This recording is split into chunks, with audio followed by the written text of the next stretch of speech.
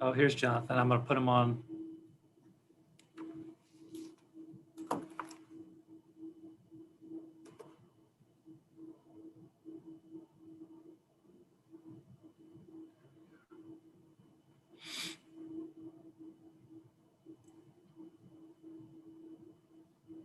Hey, Jonathan, how are you?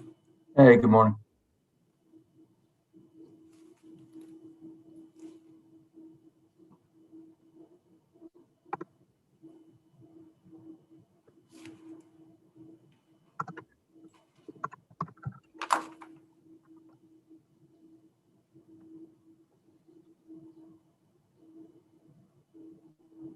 Well, Bill and Jonathan, we do have a quorum's worth of us here. If we want to start, or we can give it one more minute. I think people are kind of showing up pretty quick. I'll just leave it up to you guys if you want to call us to order or wait. It's fine either way.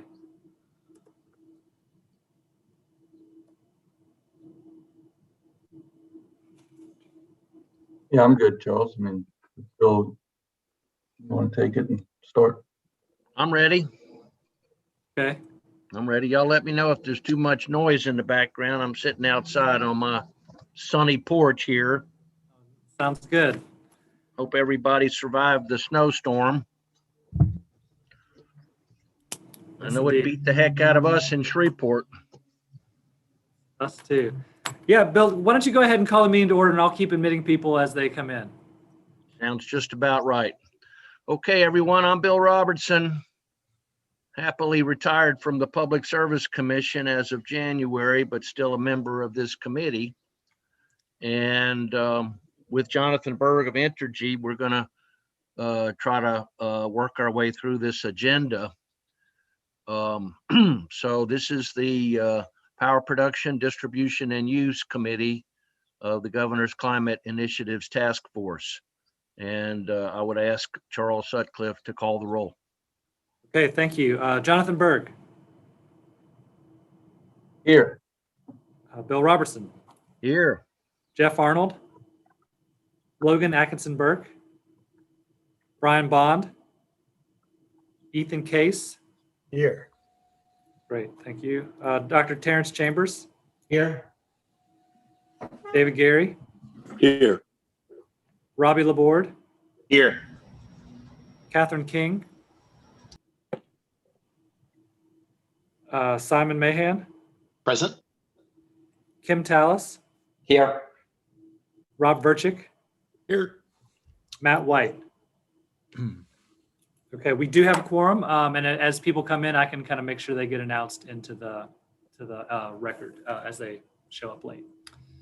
That's great. That's great. Thank you very much, Charles.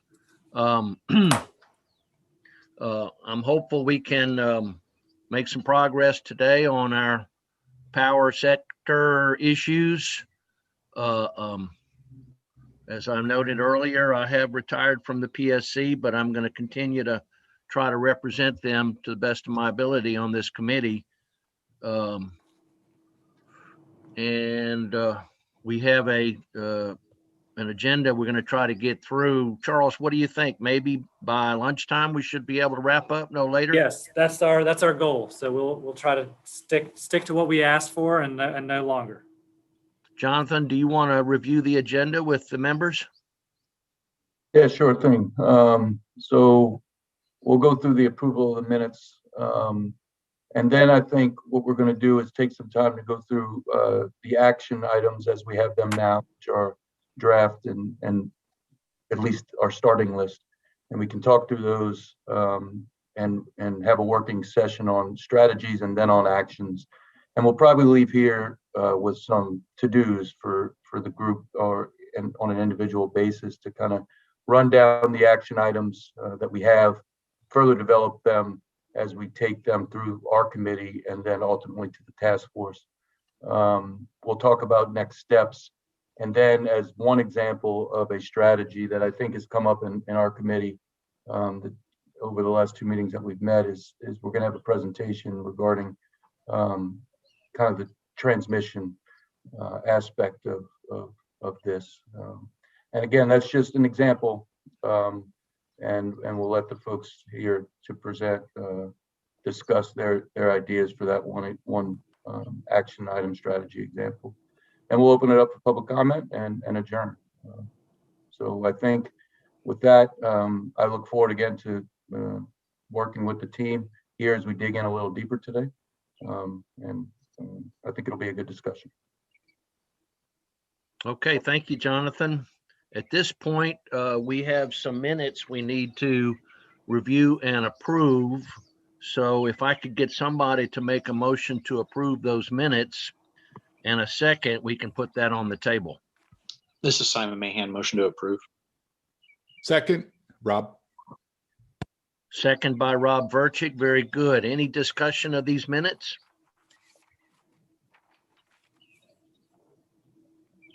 Last call. Okay, good. Any objection to approving the minutes as specified? Good. No objection heard. I think we've approved them, Charles. Great, thank you. So then I will jump into the next presentation. I'm going to just provide a little bit of background on answer some questions that we've been hearing from folks. Before I do that, let me just mark for the record that Catherine King has joined us. She got here just a second after roll call. Thanks for being here, to you and to everybody else today. So I will jump into this PowerPoint so that we can get right to kind of your ideas and your participation. Jonathan kind of went over this a little bit, but the basic desired outcomes for this meeting are to kind of make sure we have a solid starting point in terms of strategies for our committee. We've started hearing this from you guys in our past meetings, and I think that you'll recognize what we put up on the screen to kind of start from. And then we're going to spend the bulk of our time brainstorming the potential actions, assign a point person to develop as many of those as we can today. And then we want to hear a little bit from you about how you think the April meeting would best be run, best be helpful to kind of keeping this stuff moving along as we go. So that's kind of the overview. We do have Colleen McHugh here on the call today. She's with the Water Institute of the Gulf. She's helping us on our planning team. So you'll see her kind of doing some note taking and jumping in a little bit on the facilitation. Just wanted to give you a heads up there. And then again, too, today, it really is a working session. We want to hear from as many people that have ideas. So please feel free to speak up throughout the meeting today. There it goes. All right. So I want to talk a little bit about this whole, we are finally in this action development phase of this work. And so we've gotten some questions already about kind of how that's how it's going to work exactly. So we want to just kind of go through some of them with everybody, so everybody's on the kind of an equal playing field. And then I'm also just going to recognize Logan has joined us for the record. Thanks for being here too, Logan. So we've received a handful of questions from the public and from other committee members. So including, what is the process for submitting actions? What happens once an action proposal is submitted? How are proposed actions being evaluated and weighted? Can I collaborate with other members and the public? And then how are submittals incorporated into the process? So we want to kind of go into each of these in just a little bit of detail. But first, I'm going to give an overview of kind of all the things that are going to happen during this action window. We've got this month in March, all the different sector committees are meeting in similar meetings as ours to brainstorm sector-based strategies and actions, with our goal of identifying a list of potential actions and assigning people to kind of make sure they get filled out as completely as possible through that template. In April, we're going to come back together for another all hands meeting, but it's not going to look quite like the last all hands meeting. Our main goal in April is to have cross-pollination going on between the different committees. And so we're still working through exactly what that should look like. And we're going to ask for a little feedback from you guys on how you think that could work best towards the end of this meeting. And then in May, so at the end of April is when the action proposal submission deadline we'll finally hit the deadline. So the public, committee members, everybody who's going to submit an action, they have to be in by then. So then in May, we'll be able to discuss in more detail the sector action proposals. We'll have everything on the table from the public, from everybody that's put something in. And our goal in May will be to make sure we identify if there are any gaps, we highlight common approaches and are able to kind of see commonalities and also kind of understand where there are different approaches for maybe the same action and kind of really go through that. This is kind of really the part too, I would say, where our committee is going to be the most involved throughout this entire process. We are the experts on, this sector of the economy, this part of the greenhouse gas emissions situation. And so this is where we're going to really be doing the bulk of our work there. So just thank you in advance and thank you for everything you've done so far. So this slide is a really good graphic. This kind of tries to walk us through the full process of what happens once a proposal has been submitted. And so we're starting here on the far left-hand side, where anybody in the public, anybody on a committee or an advisory group is going to submit an action, develop an action, submit it. All proposals are going to be posted on the Climate Initiative's website in their raw form. So we're not going to clean anything up or make it look any different than it came in looking. And so we'll be regularly kind of sending out updates as those come in to folks, and maybe on maybe every Friday or something like that, to kind of make sure everybody's aware when things are coming in, when they're being posted on the website, through that April 30th deadline. Proposals are then going to be kind of sorted into the relevant sectors, and or when they're cross-cutting, we'll kind of deal with that as well. So we're going to sort them, kind of group things together to make sure every committee is getting the ones that are most relevant to them. And if we get things that aren't really relevant to the executive order at all, we'll still post those on the website and kind of keep those visible for the public to kind of see if there's anything that happens to not get sent to a committee or somebody to kind of look at. Then there's going to be a report out to the task force so that they can see all the different action proposals received. Following that, kind of the last box on this top row is the planning team is going to organize all the actions across strategies, and this might include combining or splitting actions, filling in gaps, highlighting alternative approaches to the same action, and grouping actions under strategies. So we're kind of do that first organizing pass there. Then we're going to make sure that we've kind of plugged everything into these alternative hypothetical portfolios. We went over that kind of a little bit at our last big meeting, but we want to be able to start feeding some ideas into the model so we can kind of see some differences in different strategy or different portfolio approaches. Then we'll be able to, once we have these different portfolios, we'll evaluate them against the fundamental objectives. And again, in August, we'll be able to revise actions based on advisory group feedback. There'll be a trade-offs analysis. And then finally, after the trade-offs analysis and all these different steps, the task force will be making decisions on action portfolio and what makes it into the final report. And so this is just kind of an overview for kind of how things work. We're in the early stages, still collecting ideas and kind of in that brainstorming phase.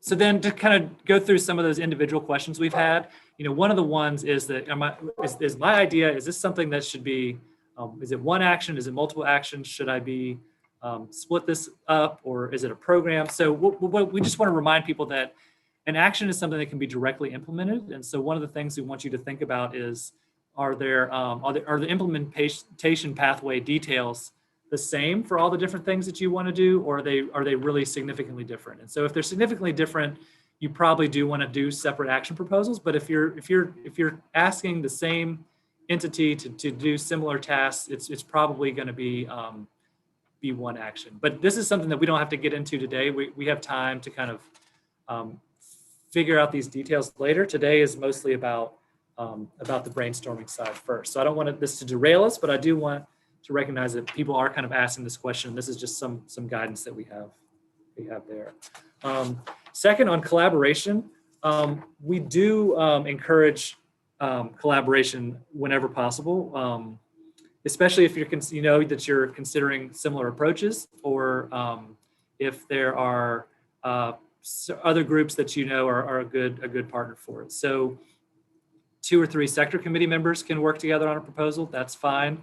You can work with a local organization that you might know that is maybe more expert in the idea, or they've been thinking about something for a long time, you can reach out to them so you can collaborate with the public. You can, we can get members from different committees working together. That's great too. You can have multiple members of the public working together. So all these different things are good. And then all the actions, again, too, it's important to remember, will be evaluated against the fundamental objectives as part of the trade-offs analysis. So consider, which is going to consider all the ideas against the outcomes we want to see. And it's going to allow us to compare multiple approaches to similar actions. And then it's also going to remove any bias against popularity of proposals. So if we get 50 votes, 50 people turn in the same action template for one idea, it's not going to be automatically better than the one that only got one submittal because there are more of them. So our process doesn't really weight things in that way. So that, just wanted to be clear about that. Does anybody have any other questions about the overall kind of process point of where we are now, this action development template that we can answer? Hey, Charles, this is Simon Mahan. Could you Yeah. just remind me when those templates are due? They are due by the end of April.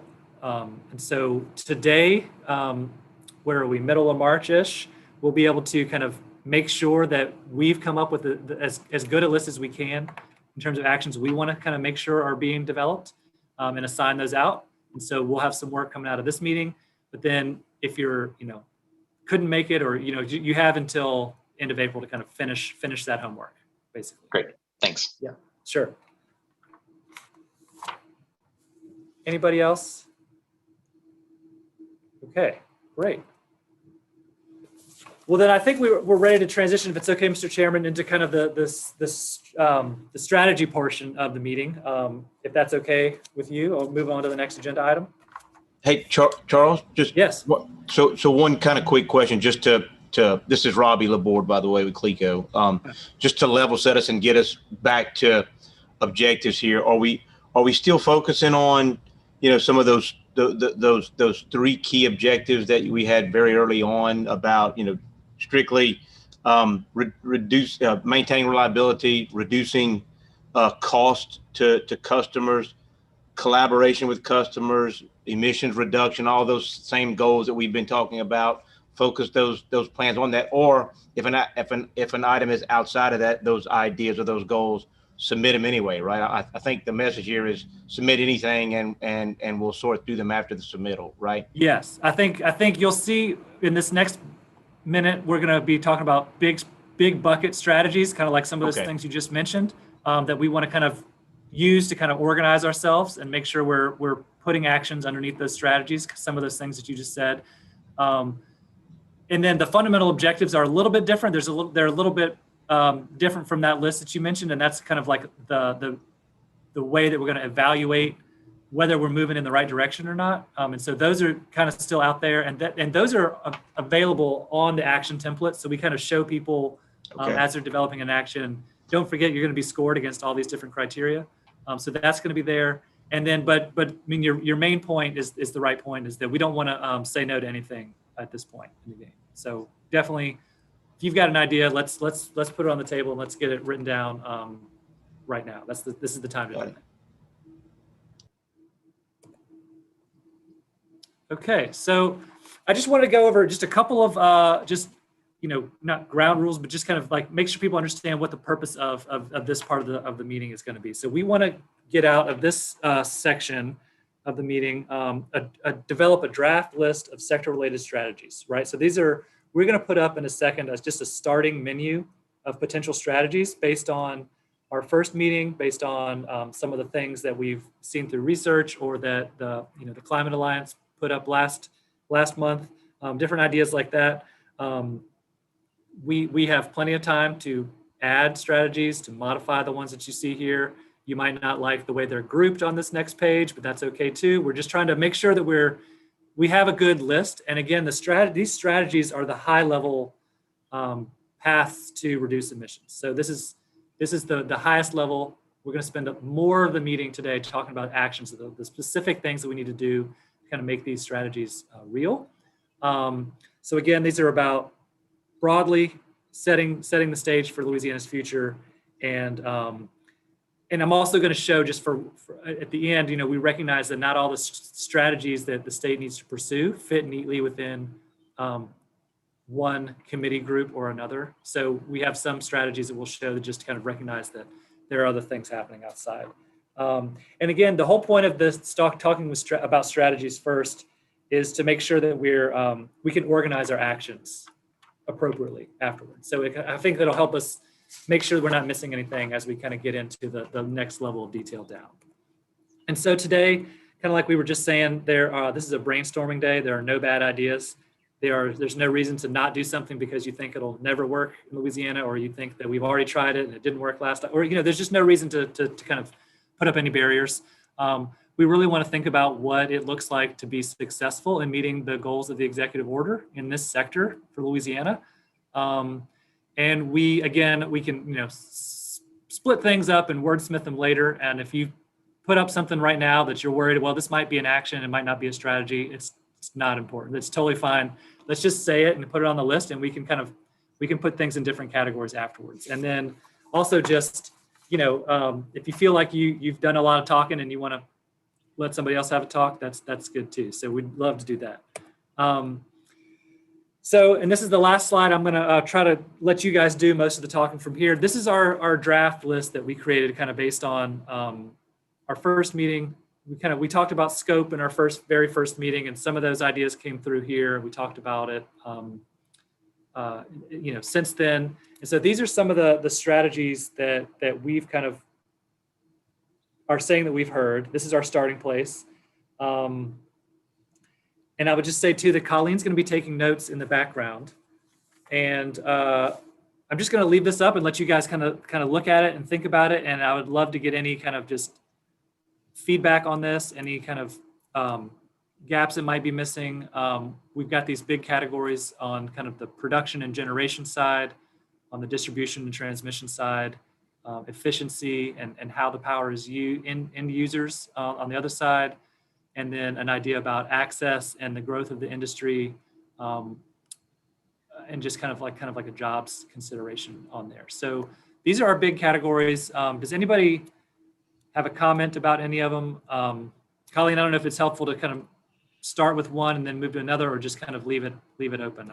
I'm okay with leaving it open if anybody has a comment. Got a quick question, Charles. This is Rob. These look like they're related to technological fixes. Are we not talking here about policies, incentives, the things to get these things done? I think we absolutely are. I think the policy or the incentive would be at the action level would be my guess. So I see. Okay. That's why these are probably a little too broad. It's hard to start this broad, I think, a little bit, because you're not seeing the things that you expect to see. But I'm hoping it's a scale issue. So let's see if that resolves it. Yeah, no, that's good. That sounds right.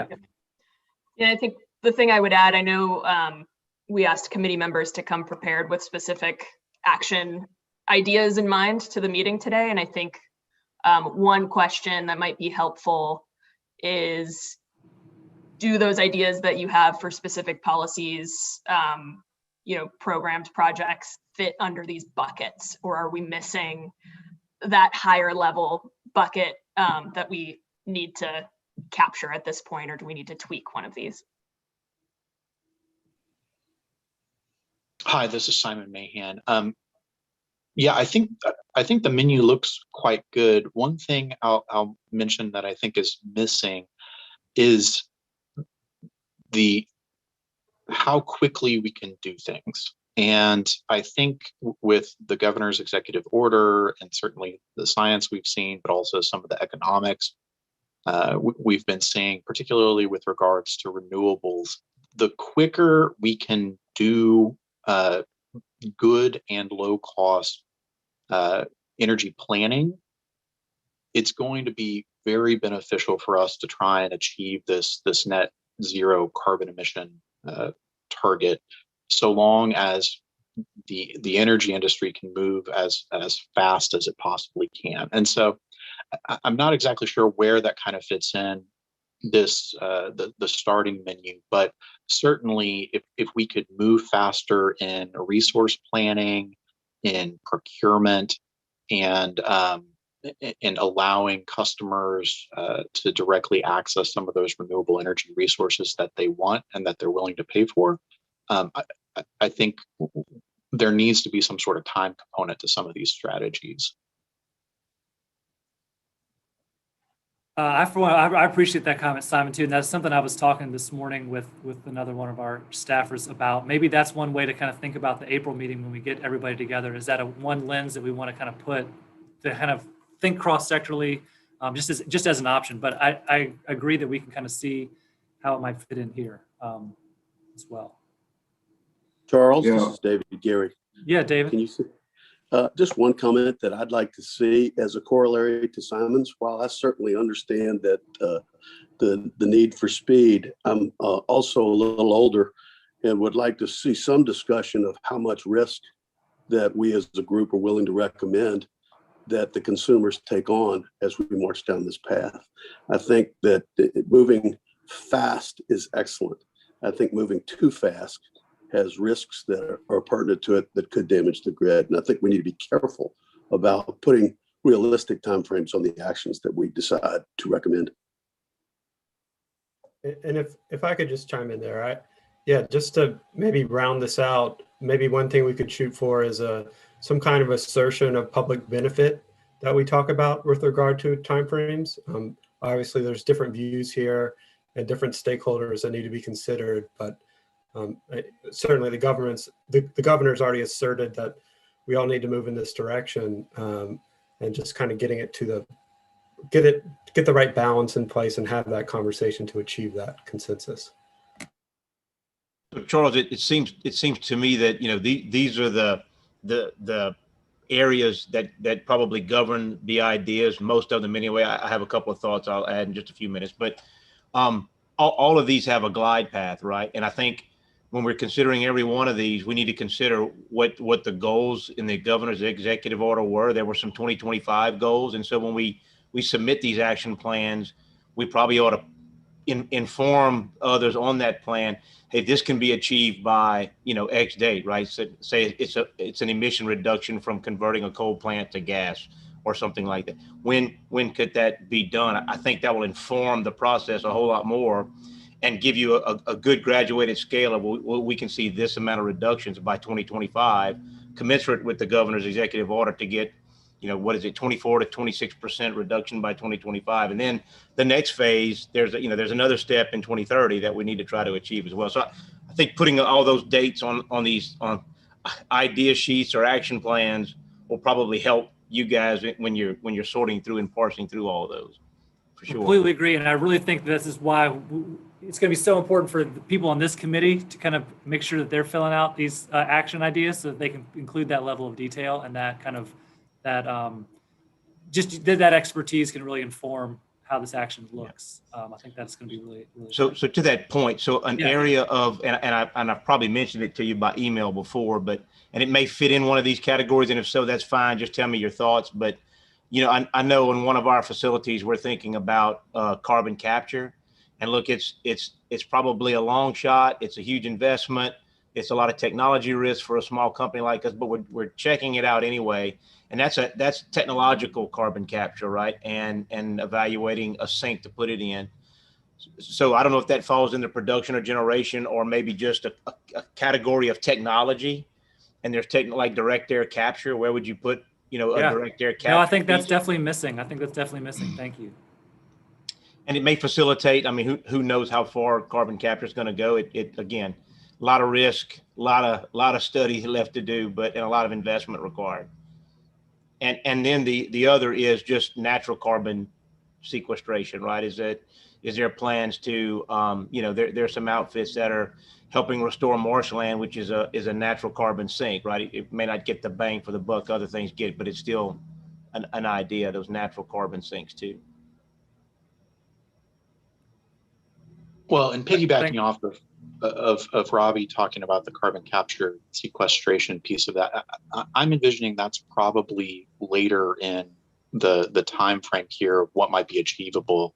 But things like, I know CLECO in their latest integrated resource plan said that there was a plan to release a 500 megawatt renewable requests for proposals. And I think something like that could get done pretty quick. And in fact, I just learned that the Entergy just released plans to file a 500 megawatt solar and battery request for proposals. And so those things are procurement of renewable energy resources that we can get done in that first time frame.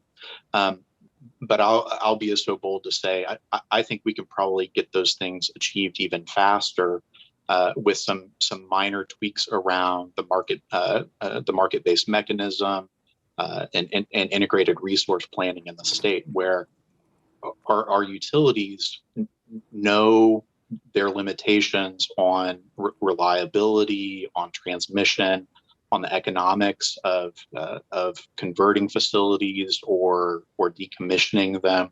And if we could move those integrated resource plans up, even voluntarily, from our utility partners, that would be a really great way to get some of this information very quickly, and really identify what some of those near-term procurements that could be done very quickly. Whereas carbon capture sequestration, I've not seen an integrated resource plan really anywhere in the South that has economically selected that. Whereas the integrated resource plans with CLECO, with Entergy, with Lafayette Utility System, and with SWEPCO naturally have selected significant quantities of renewable energy resources, even within the next 3 to 5 years.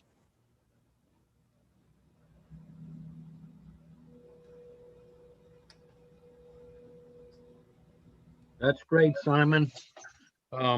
Charles, I'm glad that you made it clear that there are no bad ideas in this process, because I'm not sure my idea is that great, but I've been talking to Jonathan about it and I want to put it forward. I come to this process in many respects from a PR standpoint, not necessarily a science standpoint, in contrast to many of the members. But it occurs to me that the identification of a climate score for the electric companies and the co-ops might be helpful. And I don't know quite how to do that, but I know that the utilities are very sensitive about their public image. And I think a climate score is a way that this task force can communicate directly with the public of Louisiana about what we're doing and why it's important and how clean their power is. So I've introduced this idea, as I said, to Jonathan, and I think, Charles, I might have mentioned it to you as well. I don't quite know how to go about this, and I don't know how it jibes with what David Dismukes is doing for the task force at LSU. But I'm interested in hearing what folks have to say, and I'd like to put that up on the chalkboard so that maybe other members of the task force can take a whack at it. Bill, I love that. And I think that's a great segue into the actions phase. I think that's exactly what we're talking about kind of on this next step. So unless there are any kind of other ideas on the strategies, I'd love to kind of Charles, I have a quick Bill's idea. Okay. I have something quick to add to Please. To access industry growth. The bullet point that says increase access to affordable and reliable clean energy for consumers is great. I'd like to add something, and I've been working it in my head here, but I'd like to, I don't know what the right word is, but autonomy might make it. Access to affordable and reliable clean energy for consumers with some, and what I mean to say with some degree of autonomy. So for instance, in some states that have housing authorities that are investing, for instance, in solar farms, and they're able, let's say, to sell energy to the grid, then the housing authority makes those profits or that revenue available to the community, to a more disadvantaged community that then is having some kind of economic stake in the way that wealthier people might if they were generating their own power on their rooftop and selling it.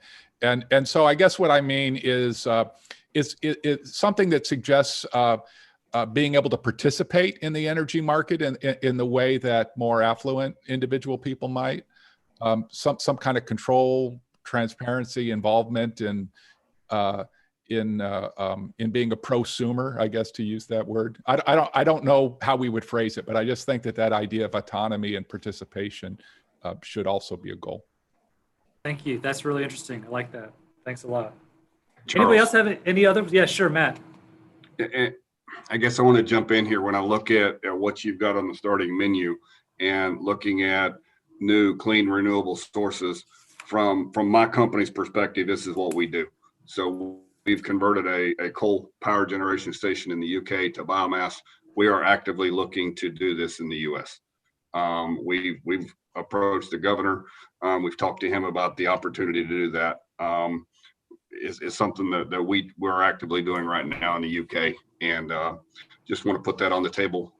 We've got a carbon capture project right now that we're working on in the UK.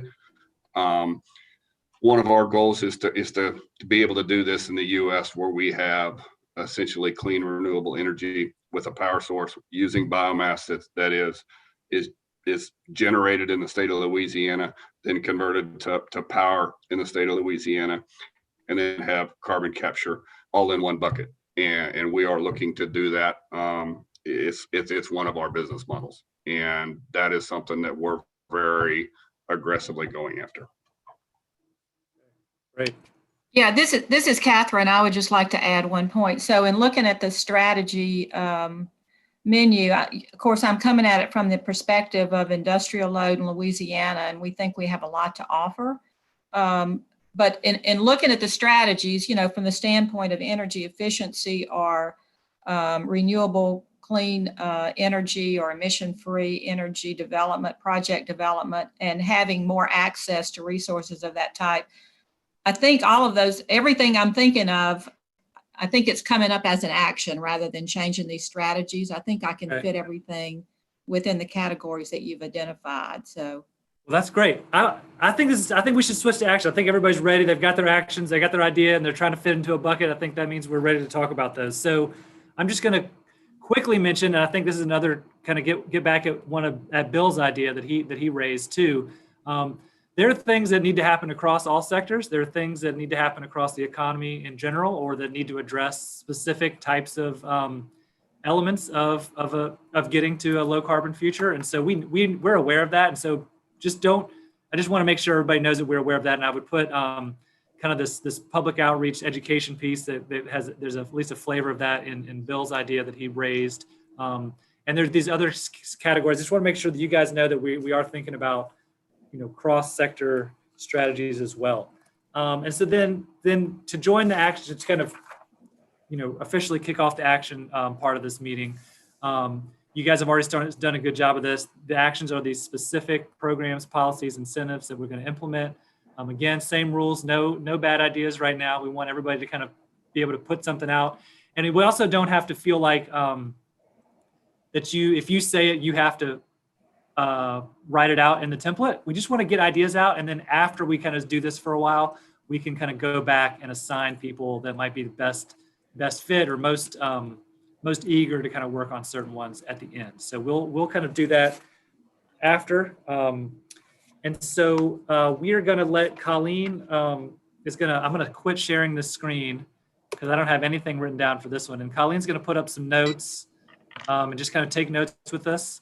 And Colleen, I guess I'll ask you, did you get Bill's idea down yet as an action, or should he kind of start by rephrasing that, and then we'll kind of move into some other folks?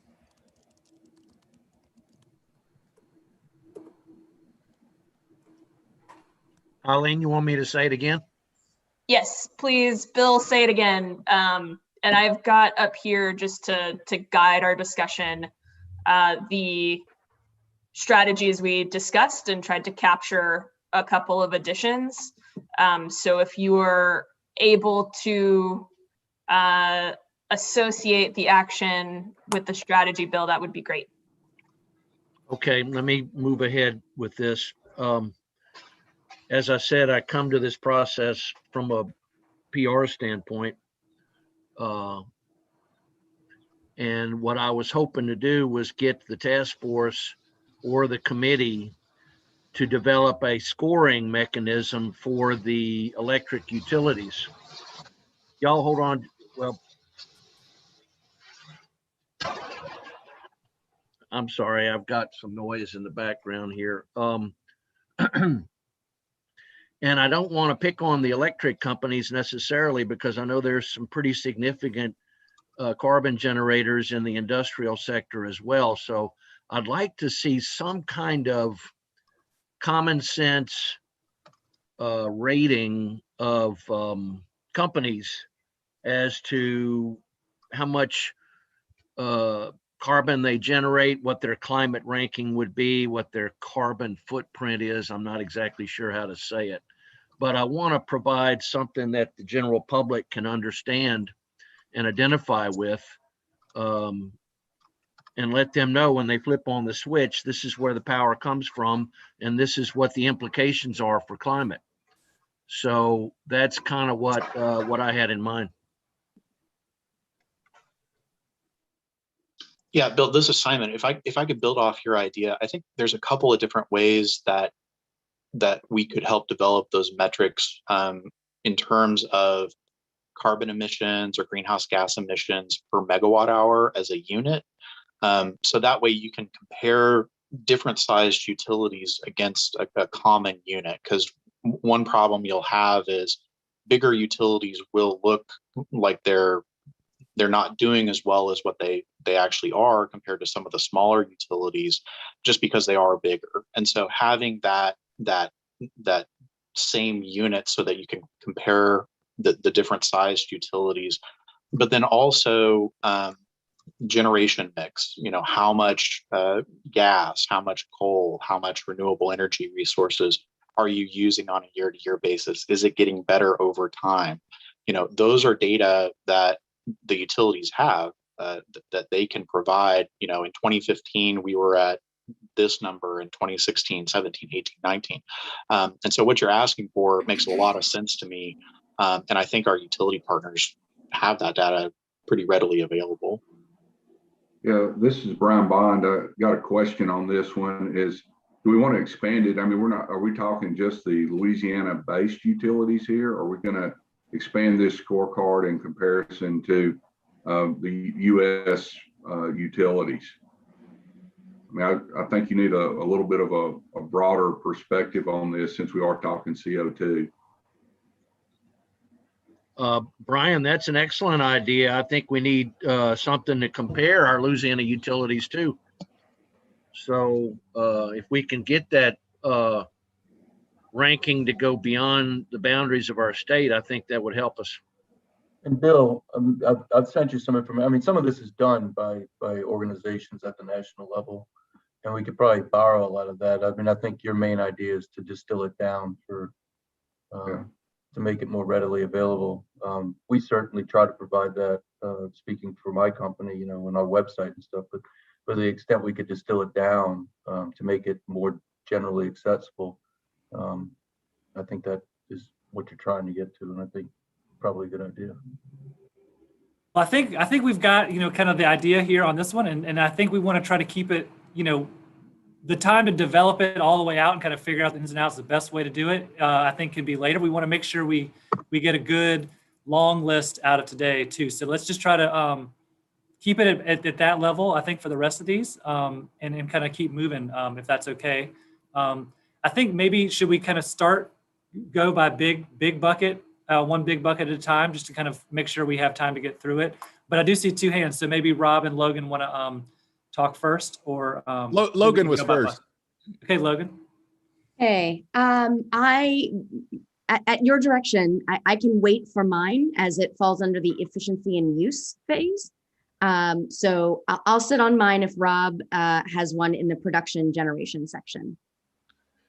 We're definitely going to get to efficiency and use. So let's start at the top and work our way down, Logan, if that's okay, and just see what happens. Just don't forget it. Don't worry. Okay. All right, Rob.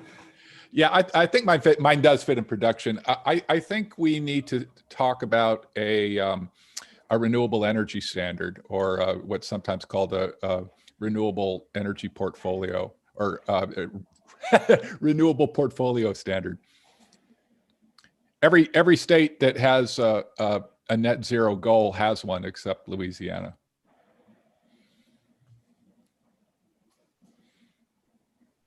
And do we need to flesh that out any more? Or is that pretty standard practice? Are there different ways? Rob, do you have an idea? Oh, there are now plenty of about different ways. Yeah. Yeah, there are plenty. And I mean, just to lay it out, right? I mean, some are energy standards that focus only on renewables. Some include nuclear. To my mind, the more helpful and interesting ones are ones that also include things like job transition, grants and incentives for job transition work. New Mexico is of course a fossil fuel based state, much the same way Louisiana is. They have a really they passed a really interesting law, which is a portfolio standard that also incorporates ways of transitioning people who've lost jobs out of who are losing jobs out of fossil fuel into other types of jobs and things. So yeah, there's lots to look at. And Colorado and New Mexico probably places to start. Great. Thanks. I see Catherine's got a hand. Yeah, so from the context of trying to increase percentages of clean renewable resources, one thing that we think would be helpful is to allow more flexibility for industry and our third parties to develop renewable, emission-free, even cogeneration type resources behind the fence. And by that flexibility, I mean that, that they could develop the project, own the project, and then transfer or share that power with other third parties who would be connected to them through private transmission. We think that would provide incentives for further development of these types of resources. The utility, would still be there to provide standby power and there would be tariffs for all of that. The specifics would have to be worked out. But if we could add more flexibility, we think industry and third parties could come in and play a role at industrial facilities for adding access to those types of resources. So it would be renewable, zero emissions, and cogeneration. Thank you. Okay, Brian Bond, I see you want to go next. Yes, sir. Too? Yeah, thank you. Real quick here. I know we're trying to roll through this, but SWEPCO is unique in that we're a multi-jurisdictional utility. We have our planning for generation. Louisiana ratepayers pay a portion of if it's a facility built in Arkansas, Louisiana, or Texas. And so I just want to make sure that as we go through and we establish these standards, that, for instance, we got 810 megawatt wind project coming online in the next 2 years that's based in Oklahoma, but it'll reduce our CO2 footprint significantly. So I want to make sure we get credit in Louisiana, the state does, and takes credit for the CO2 emission reductions because our Louisiana ratepayers are funding that, or at least a portion of it. Actually, a pretty good portion of it.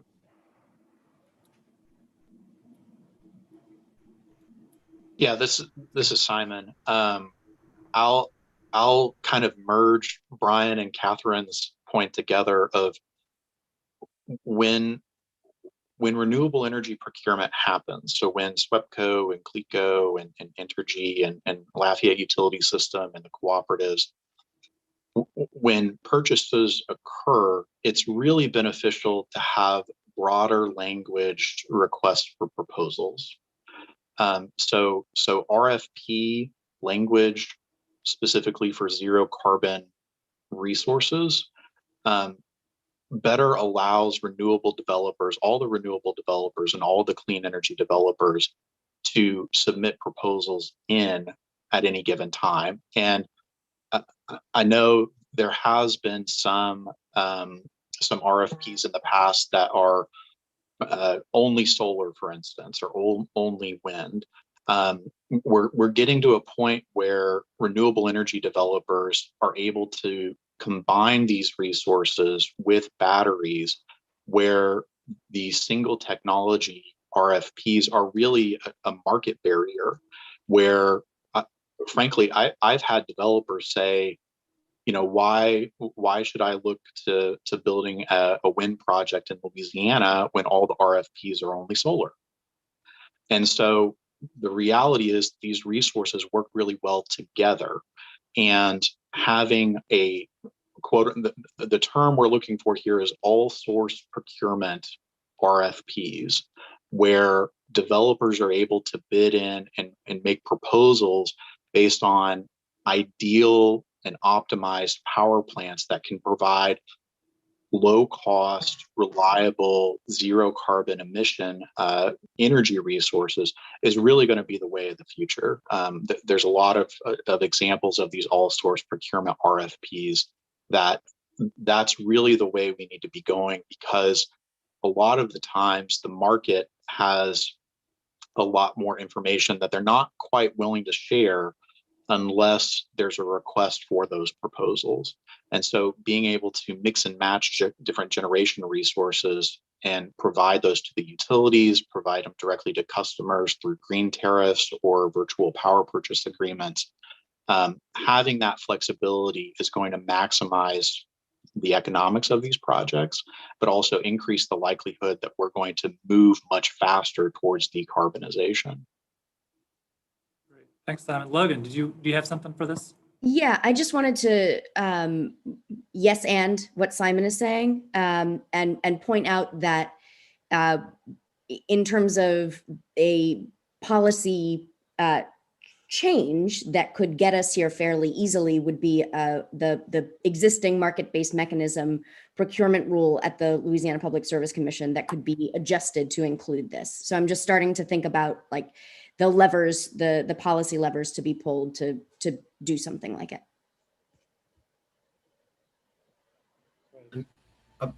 As somebody who's worked with a developer for a couple of developers for the last 5 years, this is extremely important in attracting the most competition you can to your market. These RFPs have to be transparent and predictable, and there's plenty of examples where they aren't across the country, and where that's the case, the states are just getting fundamentally worse deals for renewable energy, and the ratepayers are paying for it.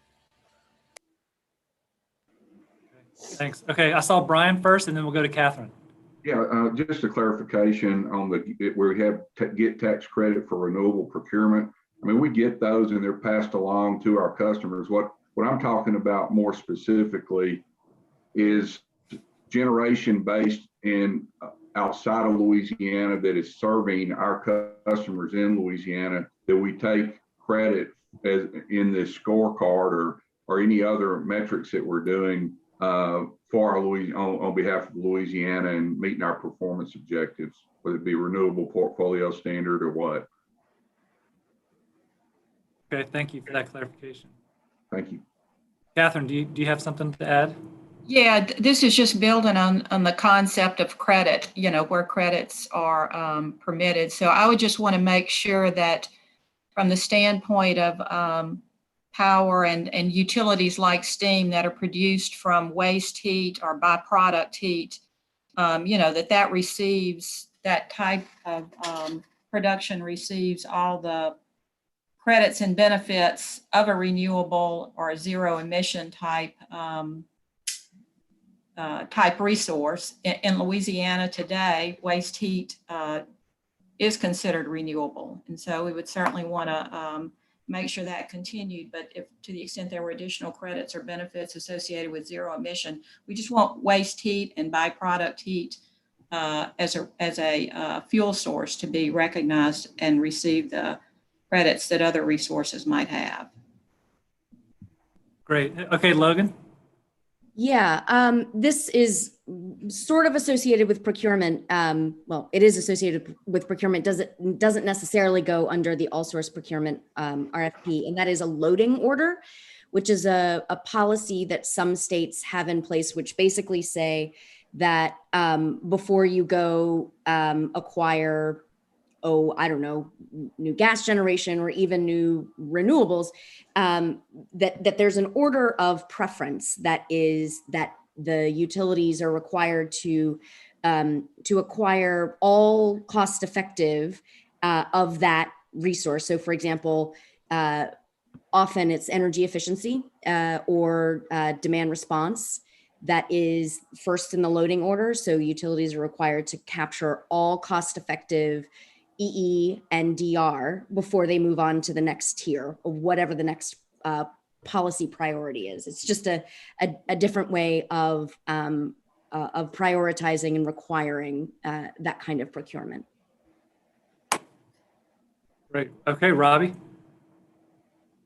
So a couple of people have hit on it already, and it's really the policy piece of this whole process of the incumbent generation in the state, which will obviously for 2025 and the 2030 timeframe, a reduction of emissions is going to require retirement of some existing resources and addition of new resources. I think we're all aligned that when we add new resources that emission free, whether that's a waste heat project like we actually own a small one, or other renewables, I think we're all aligned that new generation is headed that way, just from a competitive standpoint and environmentally beneficial standpoint.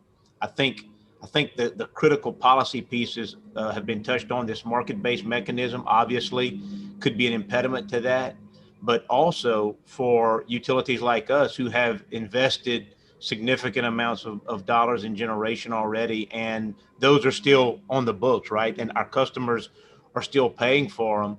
Some mechanism of how we treat all those stranded costs are going to have to be part of the overall policy to be able to do that. And I think everybody's aligned. I guess the devil's going to be in the details of how the commission or a legislature or otherwise would roll out that policy. But those are very critical issues that are going to have to be addressed, I think, to make this piece successful for sure. Great point. And I just want to flag before, I feel like we're getting somewhere on this category. I'm almost ready to move on to the next one. Is there anything in distributed generation or any of these other categories that we didn't list, or maybe something from other states that we're hearing kind of along the lines of a renewable portfolio standard, maybe some of these cap and trade or some of these ideas that we know are out there? Is there anything, does that need to be on this list? And I see Logan with an actual hand up, so I'll go to you first.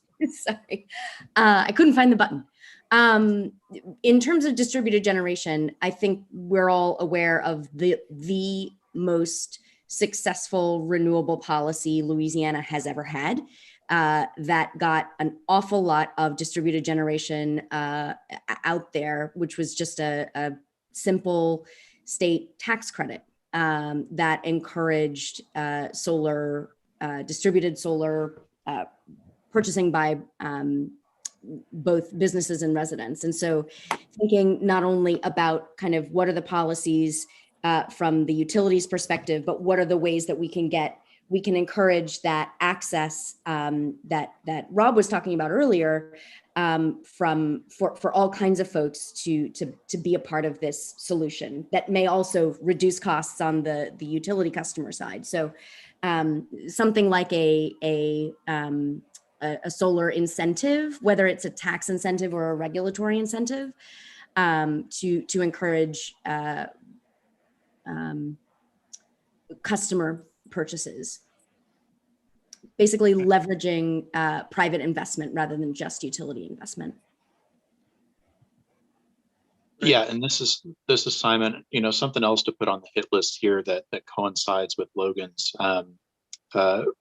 tax credits and net metering for DG, virtual power purchase agreements, where folks are able to sign up for a power purchase agreement for a community renewable energy project, or the newest thing is a community energy storage project, where even if you live in an apartment, for instance, you could still buy a share in those renewable energy projects that may be off-site. And being able to directly contract with the seller of that power to hedge against fuel costs and to keep your power bill low. That's one of the policies that's been implemented successfully in some other states. So it's called a virtual power purchase agreement. Interesting. Okay, I accidentally lowered Brian's hand before I should have, and then we'll go to Terrence Chambers after that. Actually, I thought I lowered it myself. No, it was me. I'm sorry. Go ahead. Yeah. On the distributed generation front, I mean, I think that is a critical piece as far as looking down the road to dealing with reliability issues, whether you're dealing with hurricanes. We just got through this polar vortex. And it really drove home where we had literally rolling outages for the first time in our history because of the storms. And it speaks to hardening the grid or bolstering the grid if you could combine some type of small peaking generation with natural gas, along with renewables, battery storage. And so the future would be to what Simon said earlier is we need to work with the LPSC and make sure that there's a very nimble process to do small scale projects that, you know, are cost justified, of course, and the flexibility to move pretty quickly on those, particularly as we retire Bella Hills and other plants. You know, our utilities are retiring a lot of coal fired power, and so we'll be replacing it with wind and solar. And so just part of the process is being able to move quicker and get quicker approvals or presumptive approvals. So that's all I really had to say about the need for that. Okay, thanks, Dr. Chambers. Yes, I think we need to address another issue, which is to allow non-utility renewable energy developers to actually develop projects and sell their energy to customers. I think we probably all are aware that there's somewhere in the neighborhood of 7 gigawatts of solar projects in the MISO queue. And right now they can't develop those projects even if they want to, because they have to wait for a utility RFP. I think that a lot of those projects might very well move forward if we were to make some changes in our policy so that they could develop those projects on their own, find customers on their own, and sign a PPA with those people. And of course, they would have, you know, we'd have to be fair to the utilities, of course, and make sure that any use of their transmission capabilities and so on was fairly compensated and all of that. But I don't think that it necessarily has to be public investment for a lot of these things. I think there's a lot of private investment that would happen if only we allowed it to happen. Great, thanks. And Yeah. Catherine, and then maybe that's a good transition to the next category too. So I do think we should keep moving down the list a little bit, but let's not stop yet. Catherine? Yeah, I'll just be brief to touch on those points. So we've talked about virtual power purchase agreements, which are basically financial agreements. And I would just echo the ability for Louisiana customers to access third-party renewable resources to be able to displace some or all of their load in Louisiana, you know, and I think there could be limits and parameters set for that. I think that is a good idea. As far as the utilities, I think the value comes in letting the customer be able to kind of look at the provider and negotiate the terms of that. The utility would definitely be a part of that transaction and be involved and help facilitate and have some sort of tariff to address the items that were referenced there, administrative costs, transmission, and that sort of thing. So, but I would certainly support that concept. And then in addition to that, you could have just standard green tariffs for all customers that you know that the utilities would offer, and then customers could participate through those. Okay. And then Dr. Chambers, is this a new hand? Do you want to add one as we move on? Okay, go for it. Oh, you're on mute. Yes, real quickly. Just the idea of if we do go with a renewable portfolio standard or some sort of cap and trade, then creating a market for renewable energy credits in Louisiana would be very valuable, I think. Great. So as soon as Colleen gets done typing this, I'm going to see if she can scroll down a little bit. We can kind of move on to the next category. May I just add?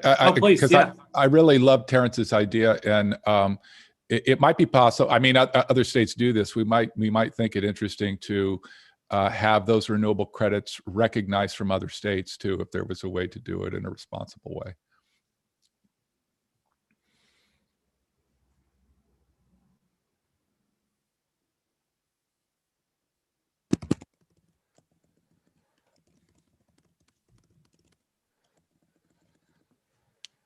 Rob, this is Simon. Just a real quick check. Do you mean to be able to buy, for instance, unbundled renewable energy credits? I think that's what I mean. Yeah, I'm not sure exactly what you mean by unbundled, but yeah, and I don't know that it's a good idea or not. It obviously depends on the details, but ideas where generators could purchase credits from other states, or generators in other states could purchase credits from Louisiana. Yeah. So normally the way renewable contracts work either with a power purchase agreement or a build own transfer or a self build.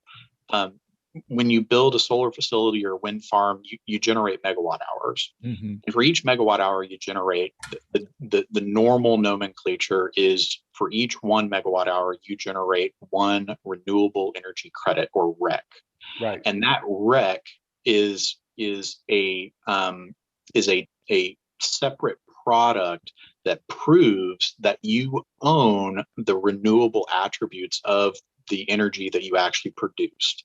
And so for some renewable generators, what they're able to do and what they've done in some of these larger markets in MISO and SPP is they've unbundled the RECs. So they're selling power into the market, but they still retain that renewable energy credit that they could then sell to someone else. Right. So these come out as carbon offsets or carbon credits or renewable energy credits that you can buy through independent third parties. The problem with it is the REC market is currently totally voluntary, and so those RECs are very, very low priced. And then on top of it, you're not actually getting the actual energy produced alongside with the REC. So you're not offsetting local power generation with the REC, but you are getting the renewable energy attributes, the clean air, lower water consumption. That's really what the REC is designed designed to mimic, or designed to I don't know, create a financial instrument for. And I know a lot of renewable portfolio standards allow for external unbundled REC purchases, but there's almost always a cap.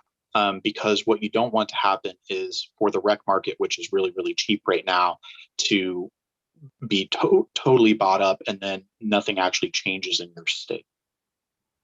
Yeah, no, I completely agree. I think all that's really well taken. And the trick would be to design it right, or decide that RECs aren't worth it in this case. So, yeah. All right, so as we move into distribution transmission, I would just remind us, we are going to have like a presentation at the end of the meeting kind of on some of this in detail, but I think we should definitely, if you brought ideas in this category, or if you're passionate about this, let's get some stuff on the table, please.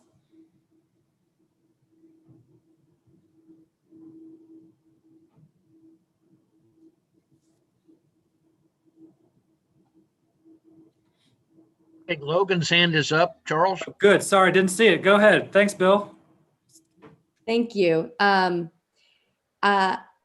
There is a lot of work that needs to be done to improve and expand our access to renewables that are not in Louisiana via transmission. And so I'm going to leave it to the experts who are talking later. But I think an action that we could recommend is to consider all certainly cost appropriate options to expand that transmission level access to renewables in order to also more cost effectively move them around even within Louisiana. And so at the very least, we need to be more engaged with both MISO and SPP at the regulatory level, with the eye toward expanding that access and reducing the cost. And then one more. I think I understand that there are some limitations right now for some of the projects that would be developed in Louisiana to actually interconnect to the grid.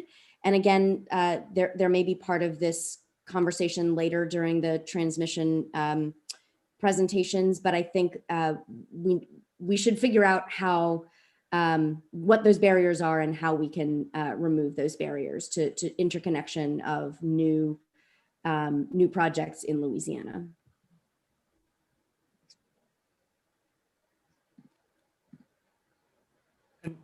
David, good. I was going to call on you to see if you had a thought. I knew you had a thought.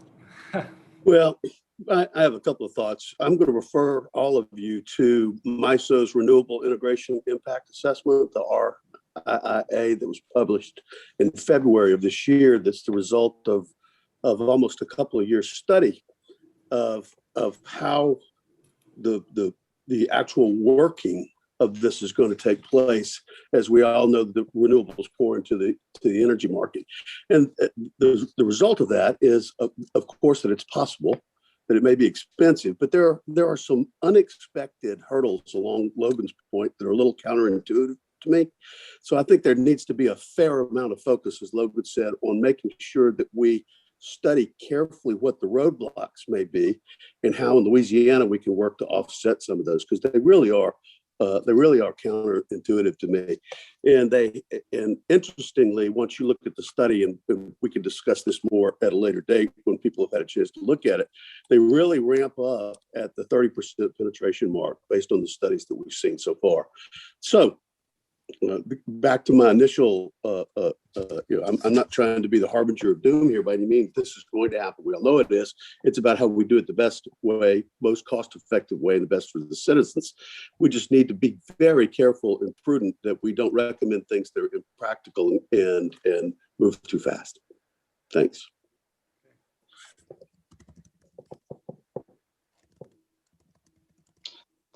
Yeah, I want to tag on to David's point about the RIA study, the Renewable Impact Integration Assessment.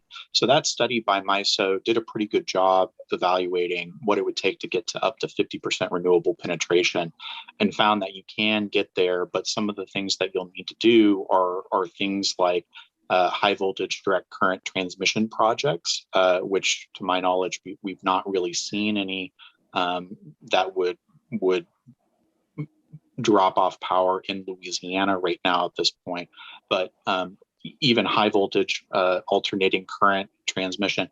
And I just want to underscore, and I think our transmission experts are going to reiterate this later, but the more transmission, the larger scale transmission connections we have with Texas, Mississippi, Arkansas, over to Oklahoma, and then on up through Missouri, the more interconnections that we have within the region, it's going to make Louisiana much more resilient whenever we have major storms, polar vortexes, and hurricanes.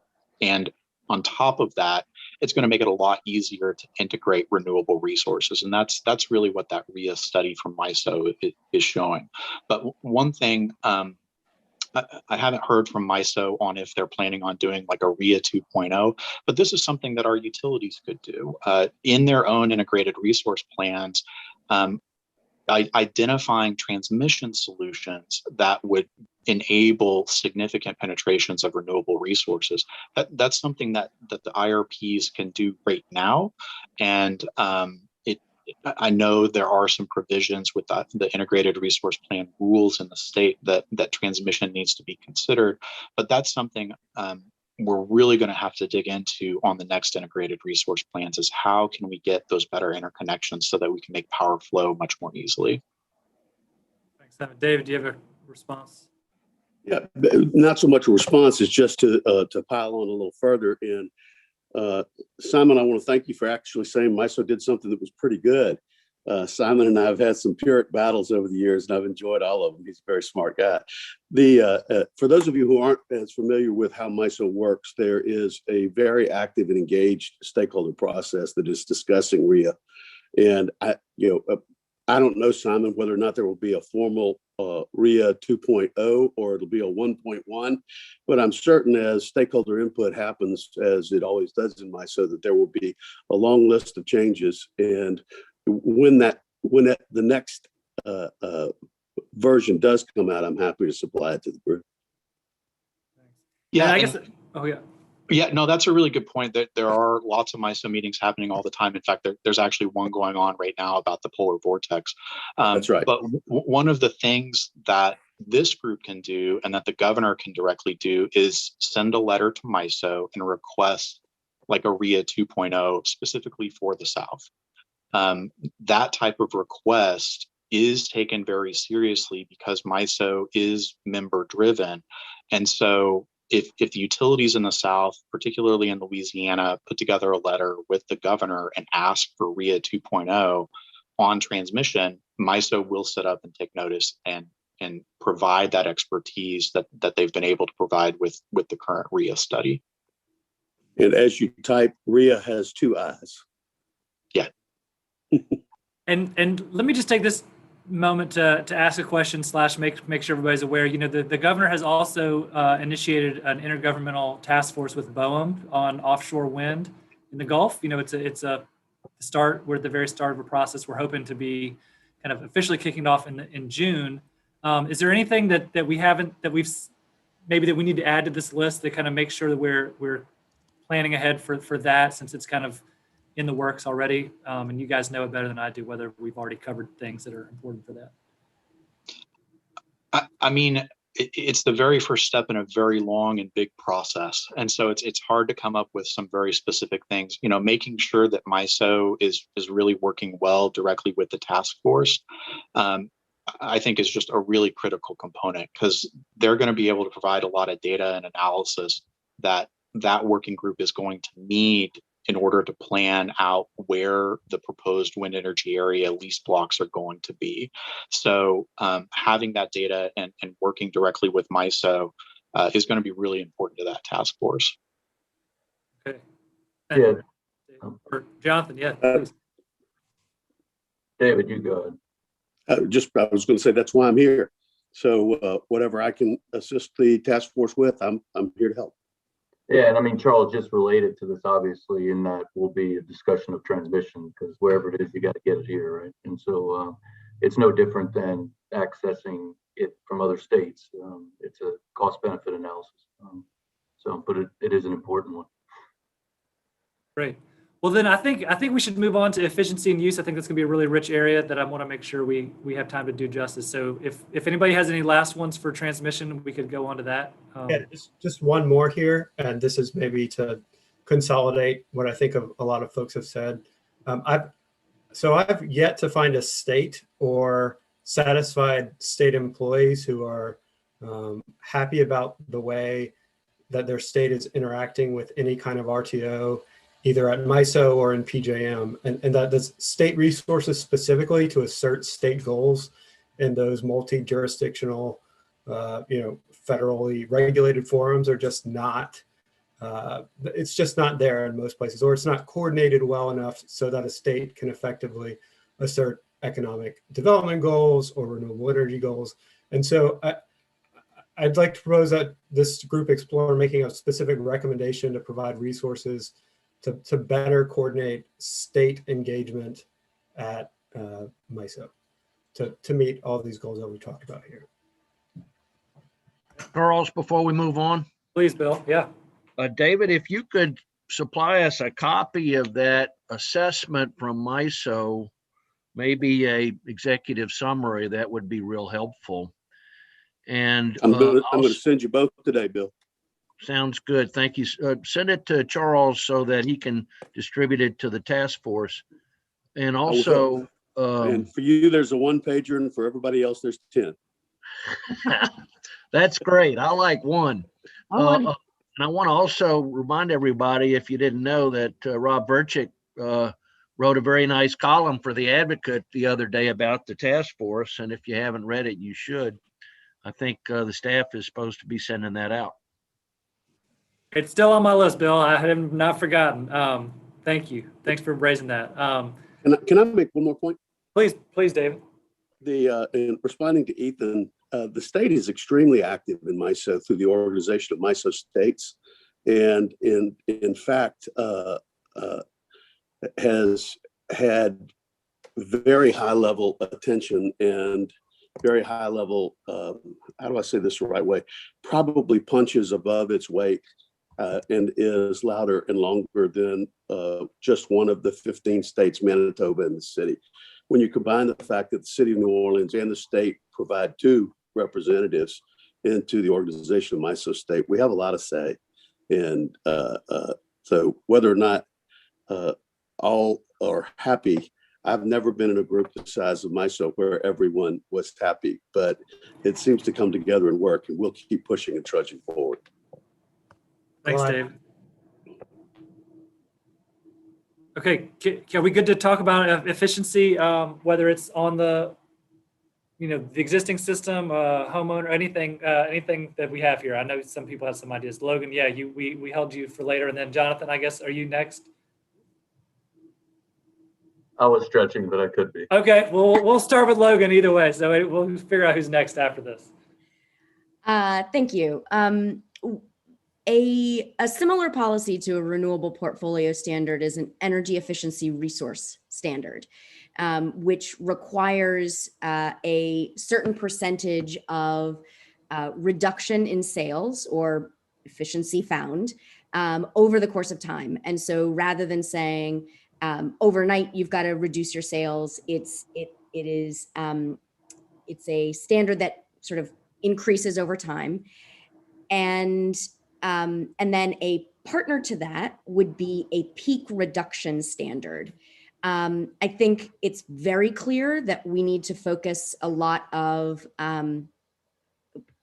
more on how people are safe and healthy in their homes during, as we're experiencing more of these climate-related disasters, whether it's hot or cold.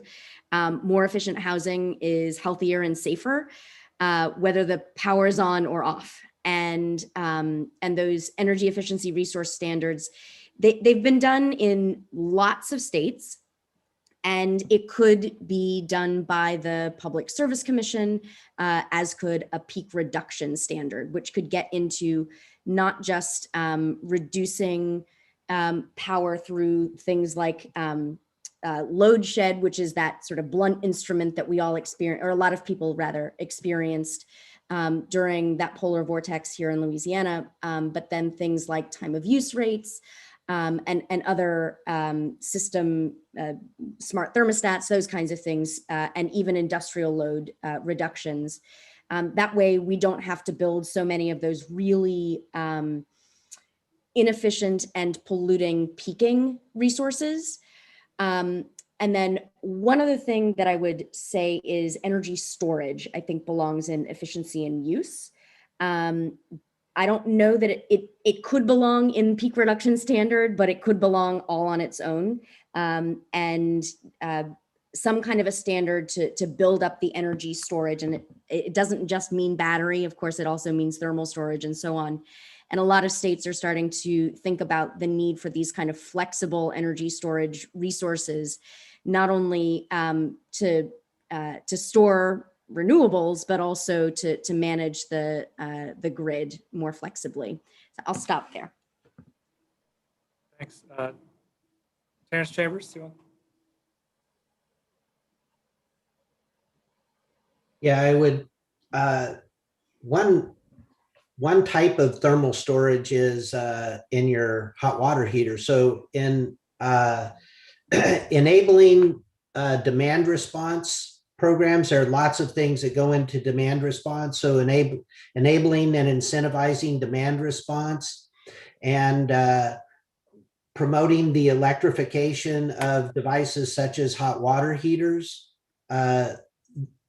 that could go into a demand response program, that would be helpful. And then one other thing I wanted to mention in this topic, I think it probably fits here, is planning for, I'm not sure which topic it fits under, but planning for megawatt scale charging. You know, if we're moving to massively electrify the transmission, or rather the transportation sector, we're going to really have to build out the charging infrastructure. And it's not just that you put a charging station there, it's that you have to be able to supply the electricity to the charging station. And a truck stop type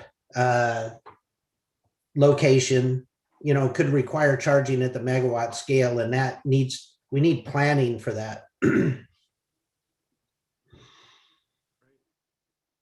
Catherine, do you have an action? Yeah, thanks. From an industrial standpoint, energy efficiency, Logan actually mentioned one of mine, and that's industrial load reduction. So that comes about generally through interruptible or curtailable power that industry buys. It's basically a lower quality power in the sense that the utility, when they need to, before they get to a load shed event, they can call on industry to shut down load and reduce peaks to try to avoid further load shed. We have a little bit of that in Louisiana. We think that with the industrial resources, there could certainly be more. So a look at, the proper way to price that type of service so that it's both, there's an incentive to the industry to purchase that service, as well as ensuring that there's no subsidization by other ratepayers. The PSC is looking at that right now, but I think that's certainly an important part of peak reduction. Another thing that I had under energy efficiency, and this is a little bit different than what I raised earlier. I mean, we think of an industrial form of energy efficiency as cogeneration because it is such an efficient form of power production. In Louisiana, we have a number of industrial facilities who have cogeneration on site, but they have excess power production that, for most of them, depending on the size, that excess power is just sold into the wholesale market. We think that, as far as what the utility is required to build out, if there was flexibility given so that cogeneration under common ownership could be shared. So if a company owned cogeneration at one site but didn't have it at another site, that its excess power from the cogeneration site could be shared with its affiliate or related company.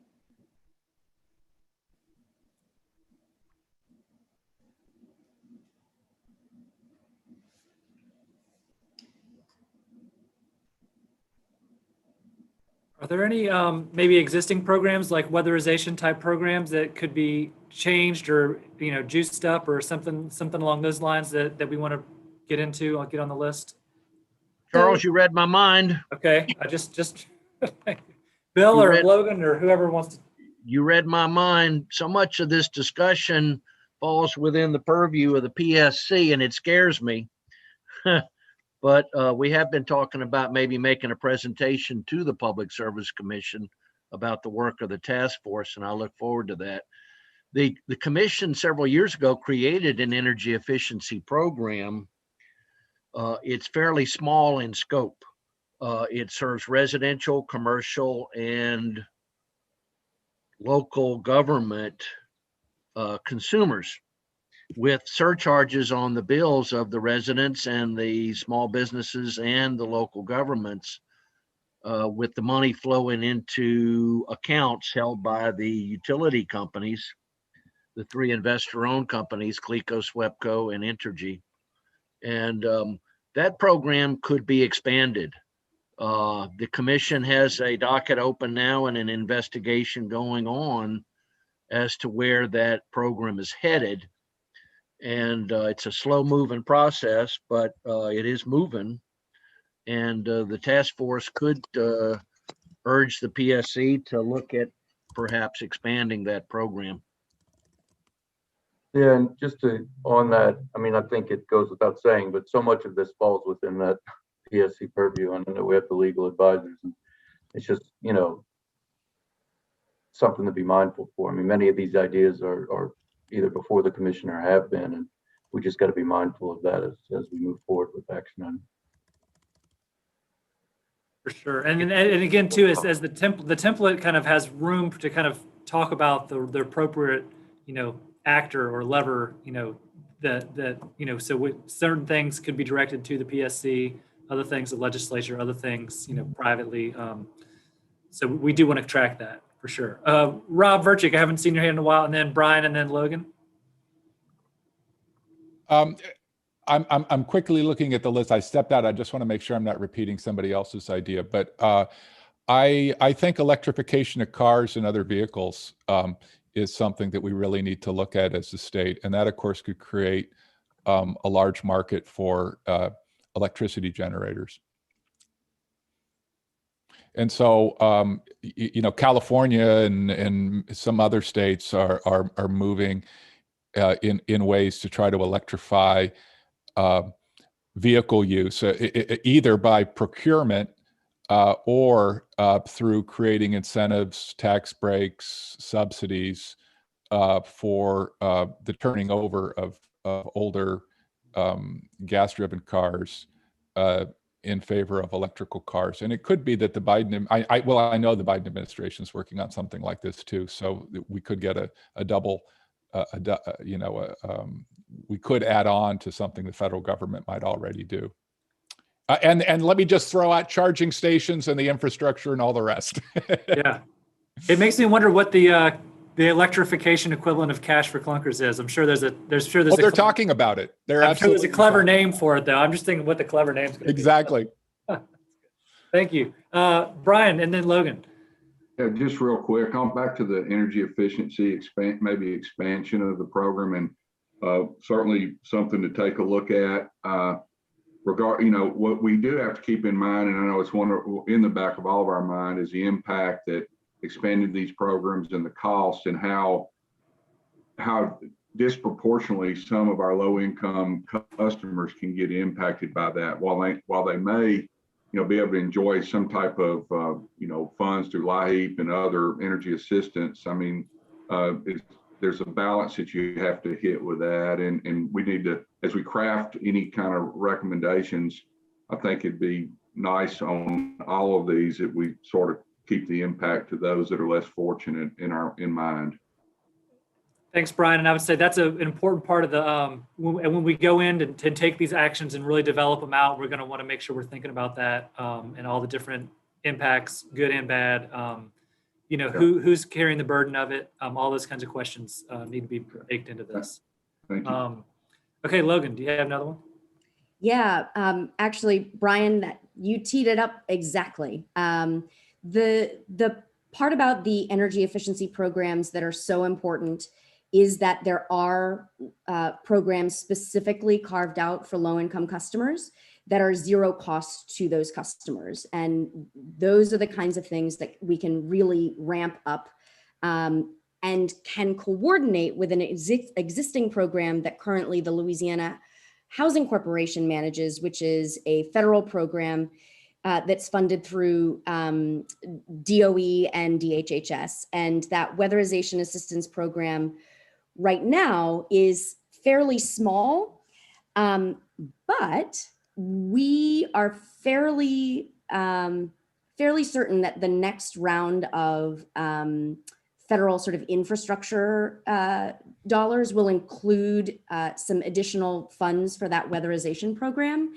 The action that I'm trying to suggest here is that we better coordinate the energy efficiency programs, whether they're through utilities or through LHC, so that low-income customers have kind of a one-stop shop to get those energy efficiency and weatherization programs to them. And then furthermore, there's an additional provision with those weatherization programs if the state requests it, to use an additional portion of the funds to do things like solar on low-income housing, so that you're not just adding weatherization, but you're also adding some generation on the homes for additional potentially resilience, but also bill reductions over time. So thinking about how to coordinate the programs that we're talking about here, so that it's more streamlined.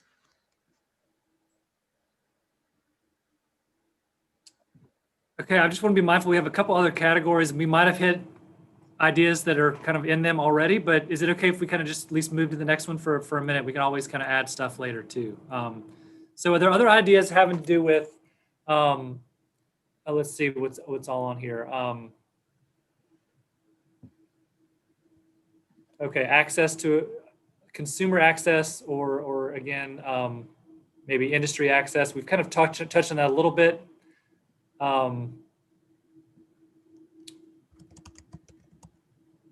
I guess another way to say it too, we've put a lot of ideas out there. Did anybody come with an idea that hasn't found a home yet, that we want to kind of see where it goes, or kind of get on the list officially? Yeah, this is Simon, just real quick. I want to kind of reiterate this electric vehicle component because it's really exciting, and there's a lot that needs to be done, and it's cross sectors.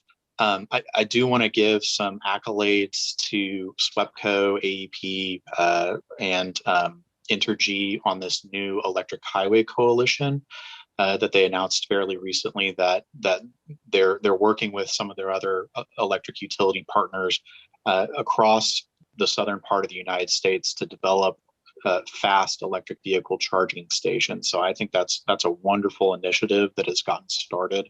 I want to make sure that they're getting the accolades they deserve, and the more that we can get some details about how that plan is going to roll out, I think folding it into this climate plan is going to be really helpful. But kind of touching on what Logan was talking about, particularly with regards to low-income families, we need to make sure, particularly when it comes to electric vehicles, that we are building EV infrastructure that is available for multi-housing developments, so apartments, and making sure that there's access to those charge stations, so that we're not just building charge stations at Whole Foods and Costco's. We need to have level 2 EV charging available at apartment buildings, at public buildings, public parks, to really build out that network so that it's much easier to access. And then on top of it, I know Louisiana had a tax credit for installing EV charge stations, and there's a federal tax credit for charging EV charge stations, and there's a tax credit for some types of electric vehicles. But the problem with just having tax credits is if you don't have income high enough to really fully capture those credits, you're not providing an incentive and the ability for lower income families to really participate. And on top of it, when you have properties like schools and nonprofit properties like churches that have no taxes, those tax credits are not helpful. That they don't actually enable those facilities and those organizations to participate in a way that the other communities and other folks with higher incomes are able to do that. So it's really important when we're structuring these policies and programs that we're not just relying on tax credits, and that we're finding new ways to get the infrastructure built out where people are actually going. Dr. Chambers, do you have something too? Yes, I have lots to say, but I'll try to keep it concise. First of all, I'd like to build on what Simon is saying, that there needs to be access to capital for low-income individuals to be able to, so that they can own their own residential rooftop solar, for example. Right now they really have two choices. They could either go with a lease where they don't have to put money up front, but they don't really get all the long-term benefits that they would if they were the owner of the capital, if they were the owner of the equipment, or they can't do it at all, because even with the, maybe they can't access the tax credits like Simon was saying, or they can't get a loan perhaps. So access to capital, that's one thing. The other thing I wanted to say is that I think this category is industry growth. I think this would be true for all of the emission reduction industries, but let me speak to solar as an example of that. In Louisiana, we're going to pretty much have to build all these industries from the ground up. We have, our solar industry in Louisiana is tiny, and we're not really prepared to go after these utility scale projects very well. And so what I would like to say is that these residential installs and the commercial scale installs allow our Louisiana solar companies to keep their people fed while they're in between utility scale projects. So we need to realize that the the distributed generation can have lots of different advantages, but I feel like it's actually kind of a prerequisite to be able to actually do most of the solar development in the state at the utility level. You still have to have the residential and commercial to keep the industry viable. So there's that. And then the other thing I would like to say is that we need to have training programs set up at the universities, new degree programs at the universities and community college to train all the people that are going to participate in the industry in engineering and finance and landman type programs on one level, and then also technician training for installers and maintenance personnel and so on. So I think we need to do all these things to be able to enable an industry to grow. We need to set the foundation upon which it can grow. Thank you. And I saw a few things go through the chat. I'm just going to say them out quickly. I saw electrify the state's fleet. So there's a lot of different electrify things, buses, state fleet, other things like that. There's an idea somebody put out earlier on a different topic was about on-bill financing and in terms of how do you get access more available, I think. Who else was excited about some of these ideas? Can we just kind of put those out on the record here? Yeah. Hey, hey Charles, it's Simon. With on-bill financing, being able to use your electric bill as a way to finance things like energy efficiency upgrades, local solar, even things like electric vehicle charge stations. I think that's a pretty good way to get to Terry's point of trying to get access to that capital. And then specifically, Rob pointed out school buses and there's the state fleet of vehicles that the state government, the local municipal governments are going to buy vehicles. And one thing I noticed, Lafayette's a good example of this, where local government was putting out requests for proposals for brand new vehicles, city vehicles, but those RFPs, those requests for proposals for those new vehicles were really specific to what type of gasoline vehicle they wanted. And so if you have an RFP that automatically excludes electric vehicles, that's a market barrier to that electrification. And so harmonizing RFPs across state government and providing a template for local government to voluntarily adopt to make sure that anytime government is going to buy vehicles, whether it's trucks, cars, buses, anytime, there always needs to be the option for a company to offer in an electric vehicle model. And that's a very simple fix that can be done right now. And it doesn't cost anything until you buy the vehicles, of course. But finding those small fixes are things that we're going to have to do. And I think this is a good topic to just kind of remind folks, we are looking to put people together to kind of collaborate on things. So if there's a transportation committee member that's really been thinking about this for a long time, we can kind of find them and link up. Make sure this sector is talking to the transportation sector so that these things happen in the best way possible. So I just wanted to say that again. Okay, Rob, and then go for it.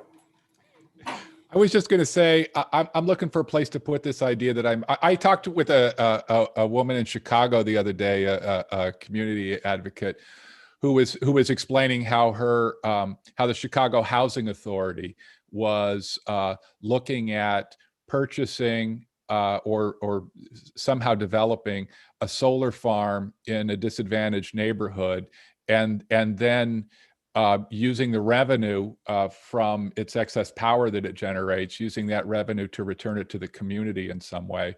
So I'm just looking for a place to put ideas like that. And it seems to me maybe that's housing is Chicago's doing it, but it's, of course, it's related to capital, but it's actually kind of a communal or a collective way of a disadvantaged community of acquiring and then using capital in order to create some individual benefit. Interesting. Dr. Chambers, can you verbalize what you just put in the chat so we get it down? Yes. In many states have established an expedited permit process for solar projects that meet certain criteria, that they're below a certain size and that the roof meets certain standards and can handle the load and so on. So that can really help speed up solar development if you have an expedited permit process in place.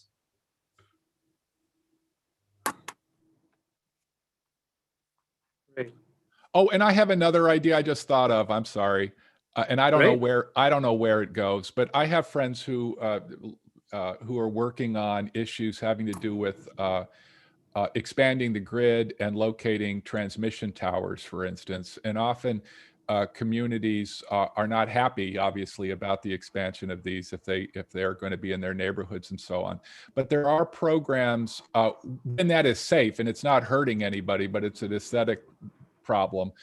There are ways to allow communities to share in the benefits of having an expanded grid, either by directing some kind of money to those communities or allowing them somehow otherwise to share in the revenue that comes from an expanded grid. And so I think that might be an interesting thing to look at. Any more ideas before we try to start assigning out as much of this as we can to kind of people? And Colleen, I'm going to lean on you to kind of figure out what the best way to do that is, maybe. But does anybody else have any ideas that really needed to get on the list before we kind of try to see who's going to figure out the specifics of all this? Okay, so Colleen, should we kind of go back and what should we do here to kind of make sure folks? Yes, and I am conscious of the time, so I want to try to get some progress on who's going to develop these. We'll be able to talk to have our transmission presentation, and then get to some public comment, and then I think we'll be all right. So yes, so lots of good ideas, and I know even just coming back up to the production and generation bucket that a number of these things are related to each other. So I wonder if perhaps the best way to do this is to identify teams of people who are sort of willing to be in conversation together on a few of these that are related. So unfortunately, these notes are all kind of jumbled together rather than kind of tagging back up to this, but I know there are things related to sort of utility scale and then distributed generation.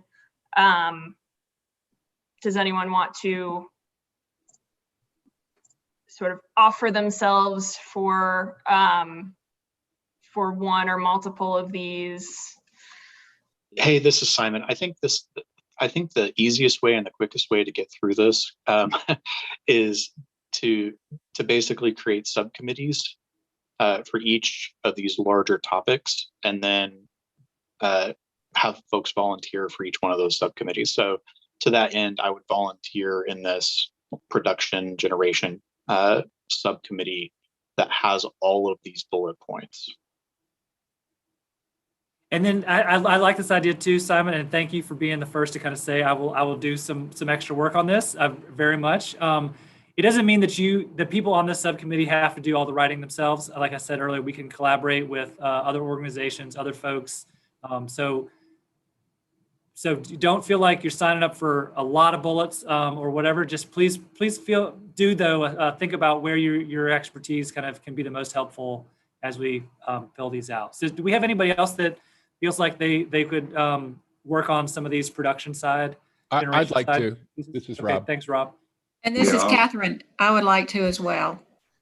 And Brian. Jonathan. Thanks. And I see Brian's hand. I see Logan's got a hand, and Terrence Chambers. Thank you. Yep. here as well. Okay. Charles, Matt White as well. Okay, thanks. All right. Well, thanks. That's pretty much everybody, I think.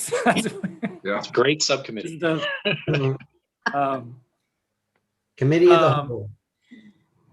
Okay, let's look at the next. I've already forgotten what the second category is. Is that the efficiency, or there's the transmission piece? Are there folks that want to kind of volunteer to kind of be thinking about the transmission piece? Yeah, this is Simon again. Go ahead and put me on that. Thanks, Simon. And again, too, I think subcommittee is just an idea, just a term we're using. This is not going to be an official meeting. We're just going to be having a few folks that will know that they're going to figure out how to get these actions developed. So we're not talking about additional formal meetings. That power generation one did get a little big. We can't have a quorum ever getting together to kind of work on that together. So we'll figure out and make sure we don't run into that problem. But the idea here is not to it's to kind of assign out these bullets and kind of get a couple people working on them together so that they're as good as they can be, I think. Charles, this is David. I'm happy to work on transmission. Okay, thanks, David. And then who, I just saw a hand, but then it moved. Oh, Terrence Chambers, thank you. I see that hand. Well, hold on, Please. Charles. What I'm saying is, if we need to shuffle these things around, you could take me off of the production and put me on the energy efficiency one. Okay. Thank you. And, I think there's going to be a little bit of organizing that we're going to have to do on our side to kind of make sure that things are in the right category before we set you guys loose. So I think and then this is just also getting a sense for where you yeah. guys feel you're the best fit, I think. Yeah, go ahead, Terrence. Sorry. Yeah, so on the also I could serve on the access and industry growth one. Oh, great.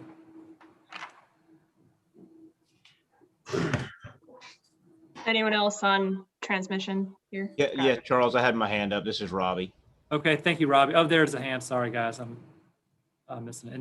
And David, we got David's written down. Charles, I would like to help with the transmission issues as well. Thanks, Bill.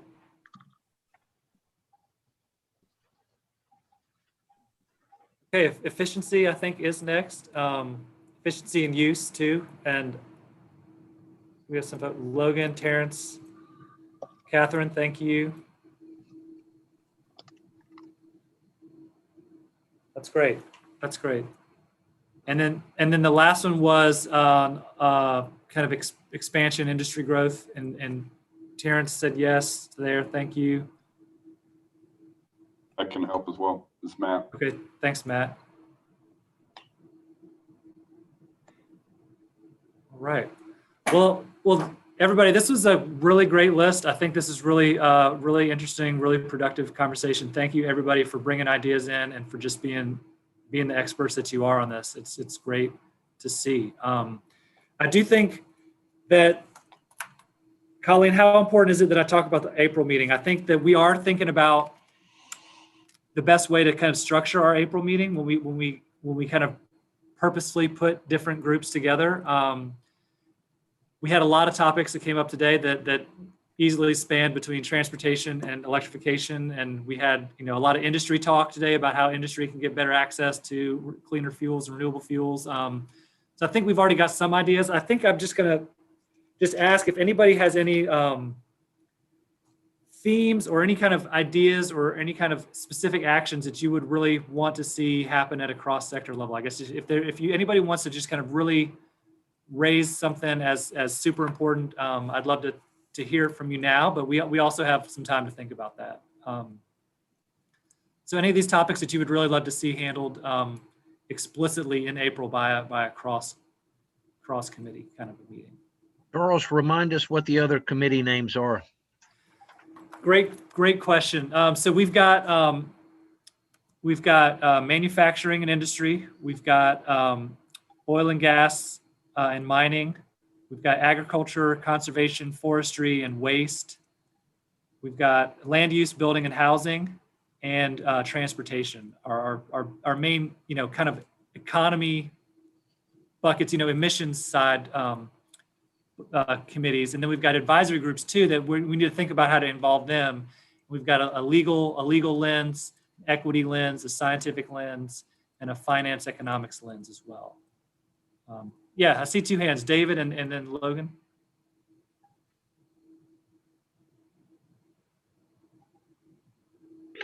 Mine was for the last one, Charles. I was just slow. Okay, thank you. Logan, what you got?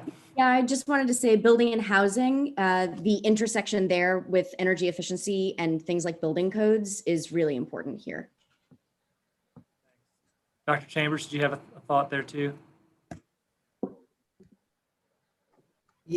Yes, I think that we need to connect the equity group with the access and industry growth group. Thank you. Rob? Transportation needs to be connected to electrification. We know that. And I think that the legal advisory group needs to be connected to the production group, particularly with their portfolio standards and so on. Okay. I chair that group, as you know, so we can work on that. Great. And then Brian? I think I'm off subject. I just wanted to get on the subcommittee that's going to be taking a look at the EV and industry issues, please. Okay, thank you very much. Okay, so we've got about half an hour until we hit our deadline. I'd love to be able to turn it over to the transmission folks on our agenda and let them kind of talk in more detail about that angle. And so I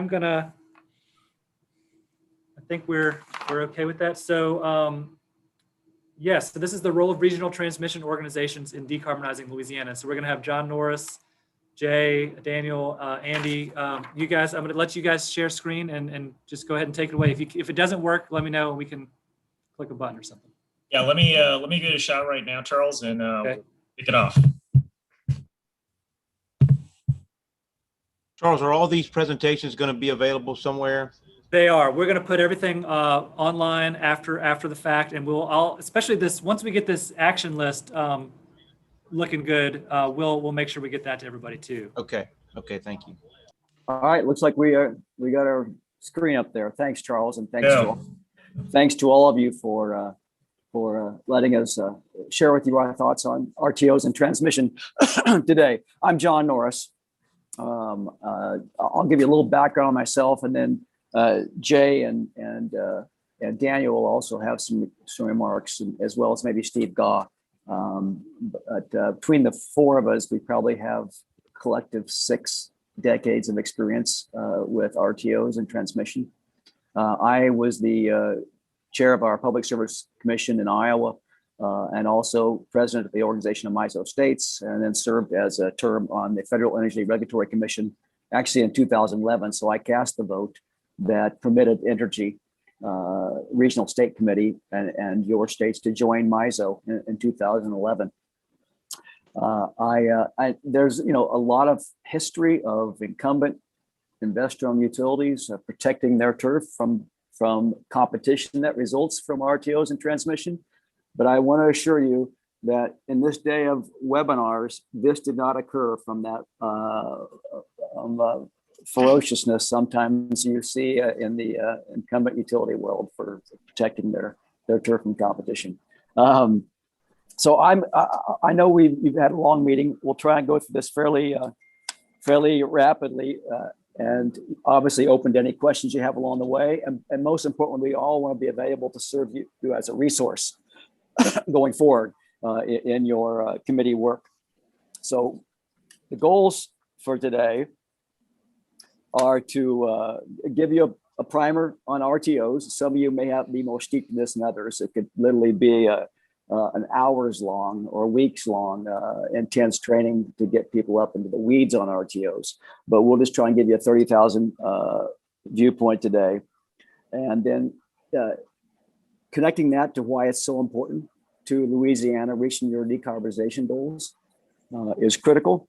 And then also looking at what is currently underway in MISO and SPP that can help facilitate your decarbonization goals. And so I think that what we'd like to come from all of this is that you recognize the importance of including in your strategy the recognition and expectation of the RTOs to help you meet your goals. and goals of resiliency and competition and the access to a diverse set of clean energy resources. So if you look at the RTOs today and look at this map, there's a reason for this. It would not be always rational reason for why we've carved up our transmission grid across the US and the borders you see for RTOs, largely because it also gets political, but it is what it is. And as I mentioned, when I approved the RTO inclusion of the southern states in 2011, I had concerns at the time, and that was a decade ago. My concerns are still there today. If you look at that map and you see that bottleneck of the Arkansas-Missouri border, that transmission transfer, that has still not been resolved. And until that gets resolved, you won't see the full value of being an RTO member in your Energy Regional State Committee and your states in the South. So that just one example of why transmission planning is important if you want to get the full value and effect of what membership in a regional transmission organization is, both from a resiliency standpoint and a market functioning standpoint. The next, I'm just going to touch on RTO characteristics because we could do a whole semester long course on this. The governance, RTOs are voluntary membership. They are empowered by FERC. They are nonprofits. They have a board of directors that's largely driven by a stakeholder process made up of various stakeholder committees. Their primary functions are market efficiency and competition, and planning the grid. And their primary roles are to make sure we have a reliable grid and efficient operating competitive markets that create competition and bring costs down and serve the public. Oh, back up one slide there, Andy. The one area we'll have to talk that's outside of just RTOs, but it involves RTOs will solve what they can within your region, but RTOs are, as you saw by those boundaries, are not everything. There are seams issues that involve interregional planning. And that's equally important if we want to have a free-flowing electricity across the entire Eastern interconnection, that those seams issues get resolved between RTOs, which are very complex and political decisions to be made as well. I'm going to turn it over to Daniel Hall. Daniel was also, like myself, a former president of OMS and a former state commissioner from Missouri. And he's going to touch on this seams issue with you shortly. And then I'll come back to a MISO dive and then the SPP dive. Thanks, John. Hello, my name is Daniel Hall. I'm currently the Central Region Director for the American Clean Power Association, or ACP. We represent a wide variety of wind, solar, and battery storage interests, including renewable developers, transmission owners, utilities, and manufacturers. In my role, I work in MISO and SPP in the stakeholder process to facilitate the growth of renewable energy. I greatly appreciate the opportunity to talk to you today. And like John said, I will just be presenting on a couple of slides related to the seam between MISO and SPP. And this is a topic I was heavily involved with as a Missouri Public Service Commissioner and as OMS president, and in my current role. And I'll also just note that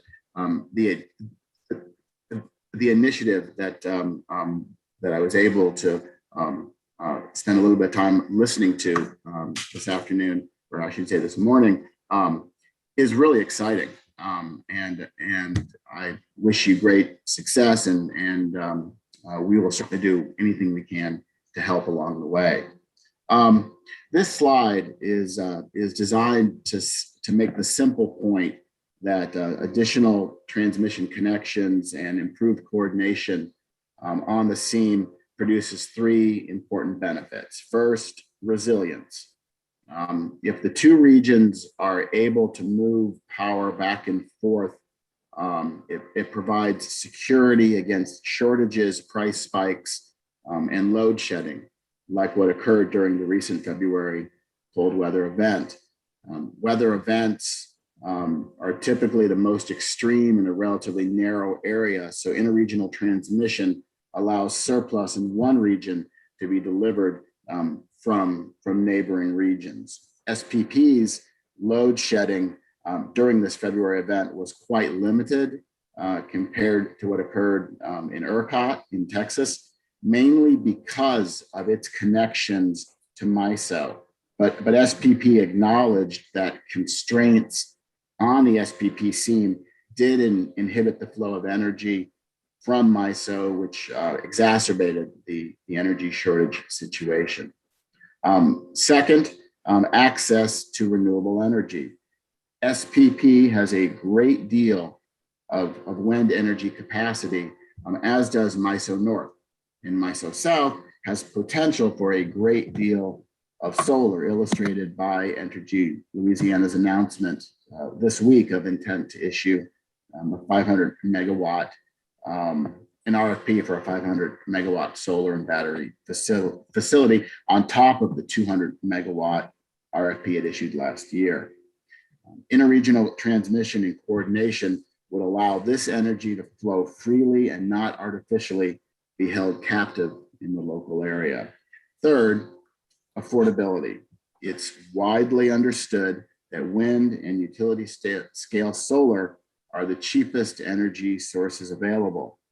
But for customers to reap the benefits of this affordable new generation, it must be connected to load centers, even those that exist outside of the RTO footprint.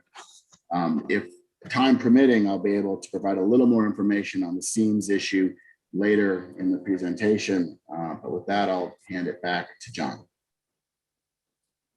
All right. Thank you, Daniel. Again, raise your hand or just speak up if you have questions as we go forward. So we're going to dive a little bit into MISO now. This first slide is just want to let you know you are not alone in Louisiana, but you are a leader. There are 5 states in the MISO footprint that have set 100% clean energy goals by at least 2050, and also 17 utilities. And those 5 states are Minnesota, Wisconsin, Michigan, Illinois, and Louisiana. There are also 17 utilities within MISO that have set goals of 80% or higher. So there's building interest and demand for MISO to help states like Louisiana achieve your clean energy goals. So MISO planning, and this is, to have a well-functioning market, it's competitive. It isn't going to happen without planning. And that's what we really want to stress with all of you is the importance of again, setting that expectation and expectation for MISO to do the planning to help meet your goals. Here's a good chart that shows the relevance of that, often called a heat map. And this is actually post the February polar vortex you had down there. This represents just a down line, I believe on March 1st. And on the left side, the heat map side here, you can see where Louisiana has a significant amount of orange territory and yellow, where you are existing transmission constraints of your current system. And so what results in those constraints are market inefficiency and at times price spikes when power can't be transferred where it's needed, when it's needed. If you look down at the bottom there, go back to Randy, you see just in this one day on March 1st, you had negative energy pricing in Mississippi, and you had spiking prices in Texas and Louisiana, directly a result of having insufficient transmission to get power flows and energy where it's needed on that single day. And that happens with increasing frequency because, and essentially it's if the market still worked, the prices reflected the demand, but they didn't work for consumers. And that's an ultimate goal here, is to get this to work for consumers. This is just give you maybe an historical perspective of the system that is changing. I think Daniel just mentioned that, but historically we always built generation close to load centers, and we shipped in fuel, be it gas, be it coal. That is being turned on its head in today, with increasing recognition that we now need to ship electrons as opposed to fuel source, because the fuel source is located where the solar is most prevalent and the wind is most prevalent, and we ship electrons. So we're transitioning a grid that meets the energy needs and demands of the future. And planning becomes so essential to that. So all of this cobwebs of transmission lines you see there now were built for a system that is no longer won't be the system of the future and has to change. So how do we do that efficiently and get that done so you can meet your goals? We lower costs for consumers. And the geographic diversity and access to geographic diverse resources for clean energy, renewable energy, are essential to this working.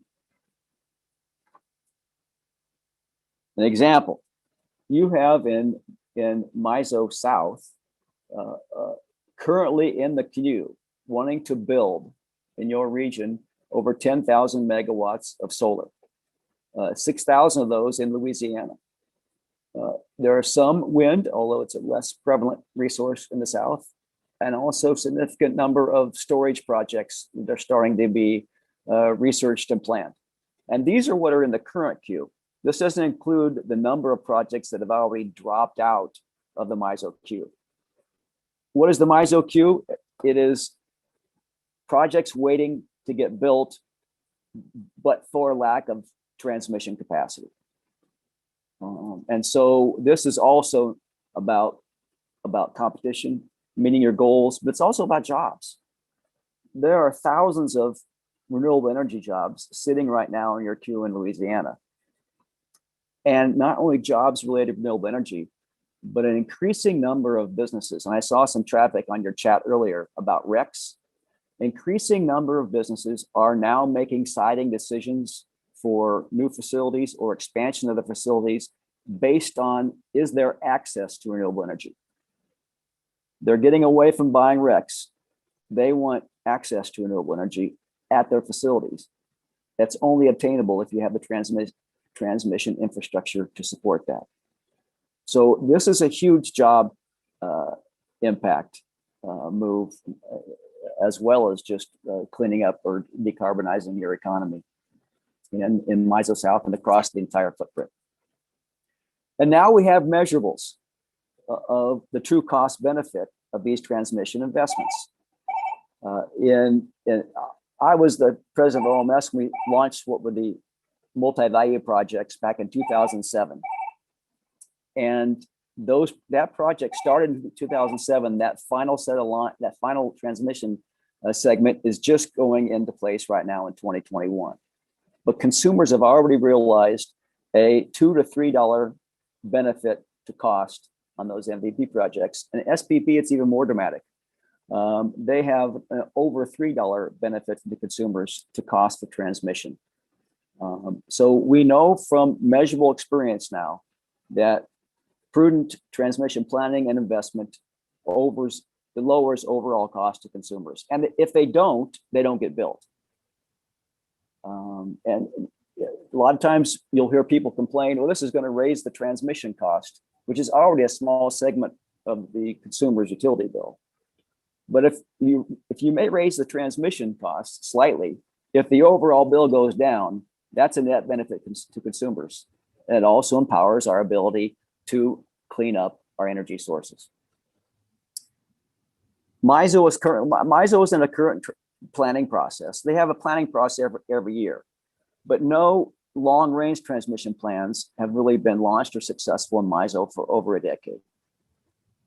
And it's important to recognize that 2031 is today in the transmission planning world. because it takes a minimum of a decade in almost all cases for building for long-range transition planning to be planned and steel in the ground. Some people would tell you that today is actually 2035 in reality for getting stuff built. So why do we want you to say in your strategic plan, transmission is important? Because you won't get there unless that planning and input and request and demand that MISO help you meet that occurs today. It's so critical. So right now we're in 2021. Those are the MISO has their planning process. It's called the MISO Transmission Expansion Plan. We're now in MTEP 21. Studies will be discussed this summer. Decisions made next fall that will impact the ability to get them built and in place in 2031. Mr. Norris, can I interrupt you a second? Sure. Can you tell us who does the cost benefit analyses for the RTOs? So the cost benefit analysis is driven by MISO with input from stakeholders. The state commissioners through the organization of MISO states will have a significant say in this, probably have the most significant say in this. They have done an initial set of look at what they think the criteria benefits should be. Now the RECB committee, the Regional Expansion Criteria Benefits Committee at MISO, will be, I think, meeting next week and week after this for examination of those cost benefit analysis. They will expect a reaction from the organization of MISO states, and then it will go through the stakeholder process and the board, ultimately the board of directors at MISO, to approve the cost allocation from the studies of the cost benefit. Simon, if you want to add any further detail on that, I'll open it up to you because you're much more closer to that process than I am. But Bill, it's stakeholder driven. And we'll take FERC approval. Yeah. Well, I raised the issue because I have just a little bit of experience in talking about RTO costs, which, as everyone knows, essentially go to consumers at the rear end. So, but thank you for your answer. Yeah, I'm not here to defend RTO costs. I think they're probably like any entity have cost savings they could be working on, and we should always press them to do that. But in that final consumer bill, it's hardly a blip of what the RTO cost of operating the RTO throughout the entire footprint amount to. So not that we shouldn't be vigilant and always push them to justify their costs, but the impact on the consumers for the RTO operation are minimal. But the real critical issue on the cost benefit analysis is to project out as far and accurately as you can, or you're never going to pinpoint it. You can't look for exact accuracy here. You've got to look for the general analysis of benefits for competition and price and reliability, and how do you measure those to make sure that you are allocating the costs for transmission as reasonably commensurate with the benefits as you can. And unless you don't show a positive or at least a 1-to-1 cost benefit ratio, MISO will not approve those projects. So at the end of the day, consumers are going to have to benefit from the increased transmission costs through benefits on the fewer outages, lower prices, or the project won't get built. Yeah, and this is Simon. If I could just kind of piggyback off what John just said, Bill, it's really important to recognize that folks are going to pay for whatever it is that they end up getting.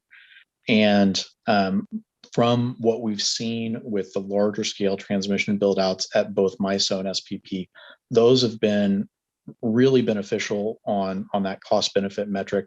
But one thing that I'm not too sure that they're actually measuring are things like what is the real value to the customers compared to things like a blackout, and making sure that we're paying to make the system more robust so that we can avoid those blackout costs.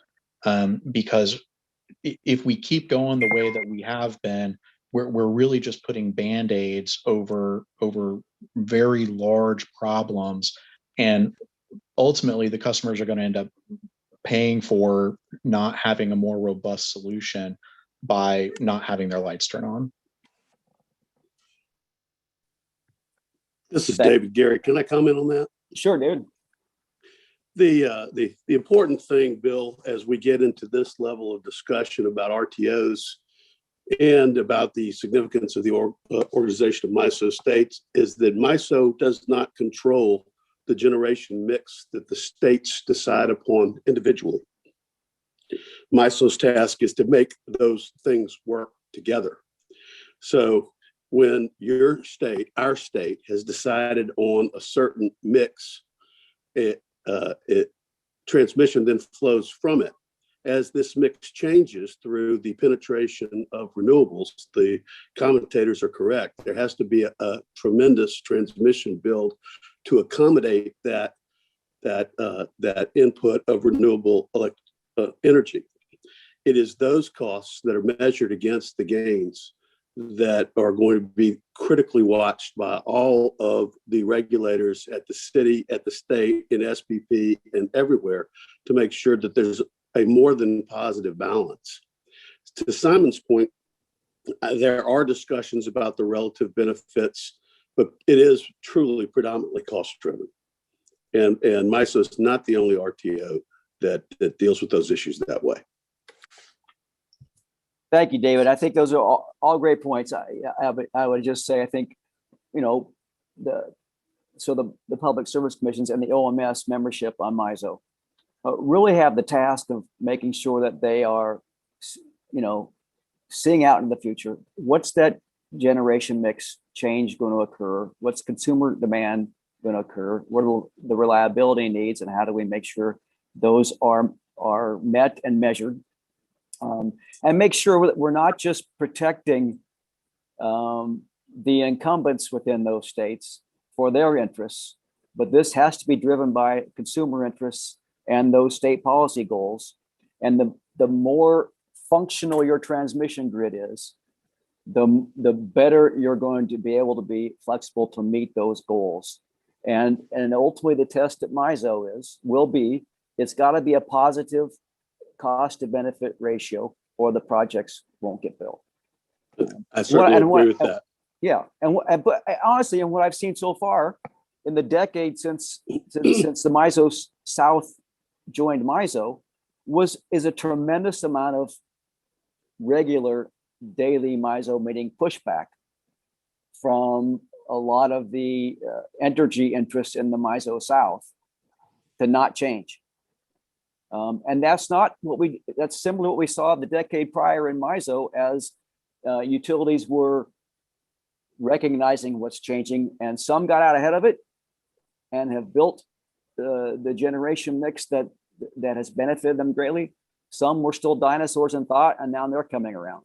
And I really am encouraged recently in some of that dinosaur mentality changing within energy, but it can't be built to protect their interests. It has to be built to empower their interests, but ultimately empower consumers. That's the struggle we're going through.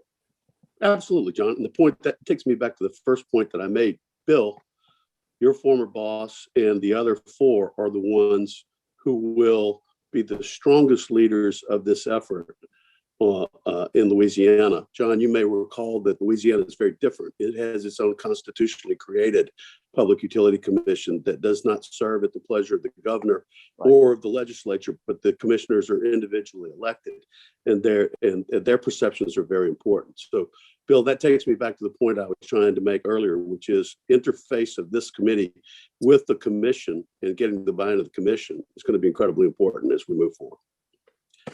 Everybody, if I could just jump in real quick, I think this has been a good discussion. We're running short on time. I know a lot of members have to leave right at the 12 mark, and I need to make sure we have time for public comment. So if we could just try to spend one more minute on this conversation, or if there's any final slide you want to put up before we have some final thoughts, it'd be time to do it now. I'll kick to the SPP guys to move on there. The only thing on this would say is that 9% is largely in MISO North, and everyone needs the solar potential you have in Louisiana and throughout MISO South, and that's what we hope to get to. Go ahead, Jay. Thank you. Jay Casperry with Grid Strategies. I've been involved with MISO and SPP over my 40-year career, and actually spent 20 years at SPP setting up regional planning. You saw this quick slide of the SWEPCO territory. So SPP is really needs to focus on what is the needs in Northwest Louisiana, and SWEPCO does a great job. You heard Brian talk about the big share of wind projects coming out of Oklahoma to serve Louisiana loads here in the next few years. Let's go forward. And I'd appreciate any input from Daniel or Steve Gaw and them being on the phone. SPP is a leader when it comes to wind integration. Wind used to be a very small fraction of the energy serving customer loads in SPP, and it now has taken over and is the #1 energy resource.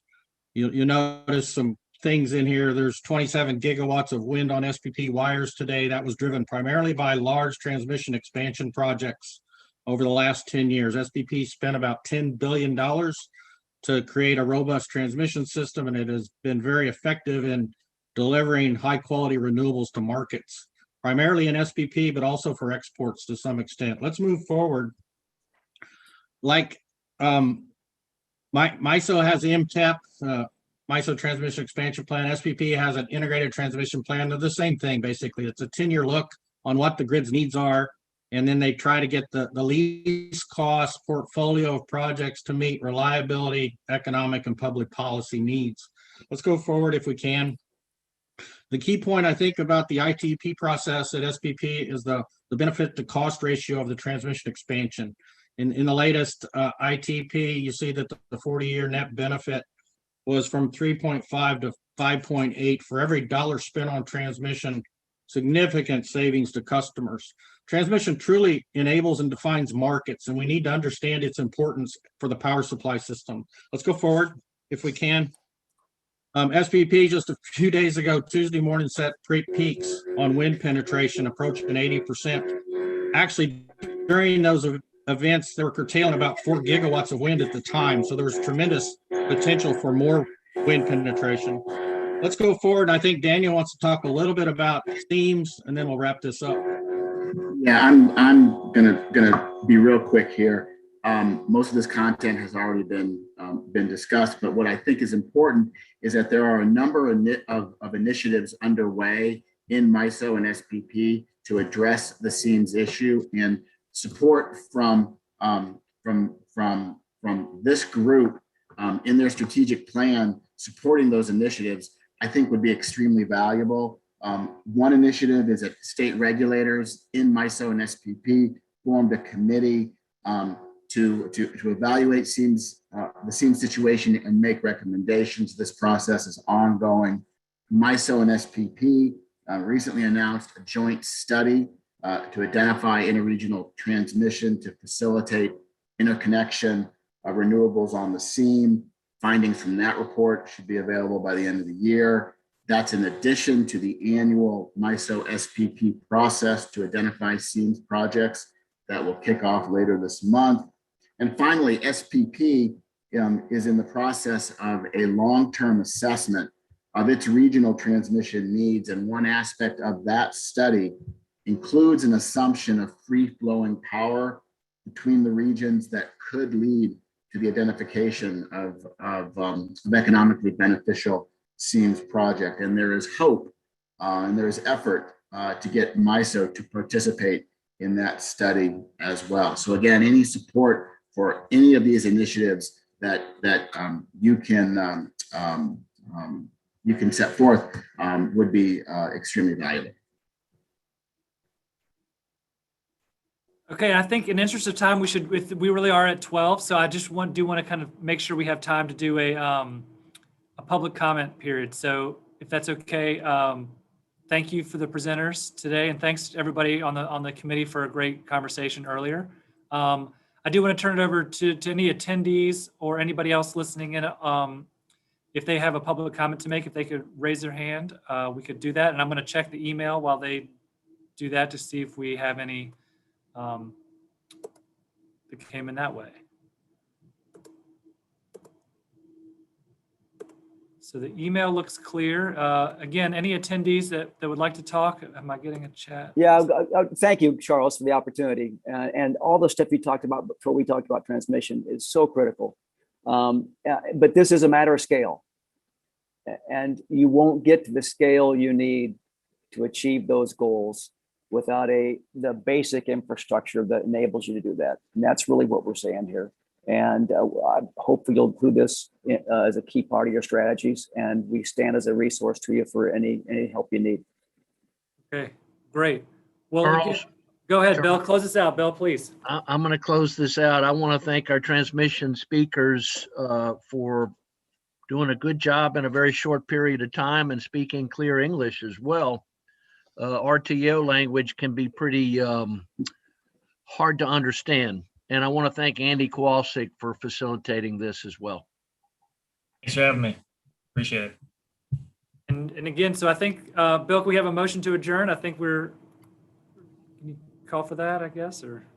Do we not have any comments? Any public I don't comments? think that we do. I've checked the email. Nothing's coming through the email. I don't see anybody in the attendees section that's interested in making one. David, do you have a final point you want to make? Motion to adjourn. Thank you, Is there David. a second? I don't hear a second. This is Simon, I'll second. That's great. Any more discussion? Jonathan, thank you for co-chairing. Staff, thank you for your great work. I think we're adjourned. Yeah. Thank you, everybody. We'll be in touch soon.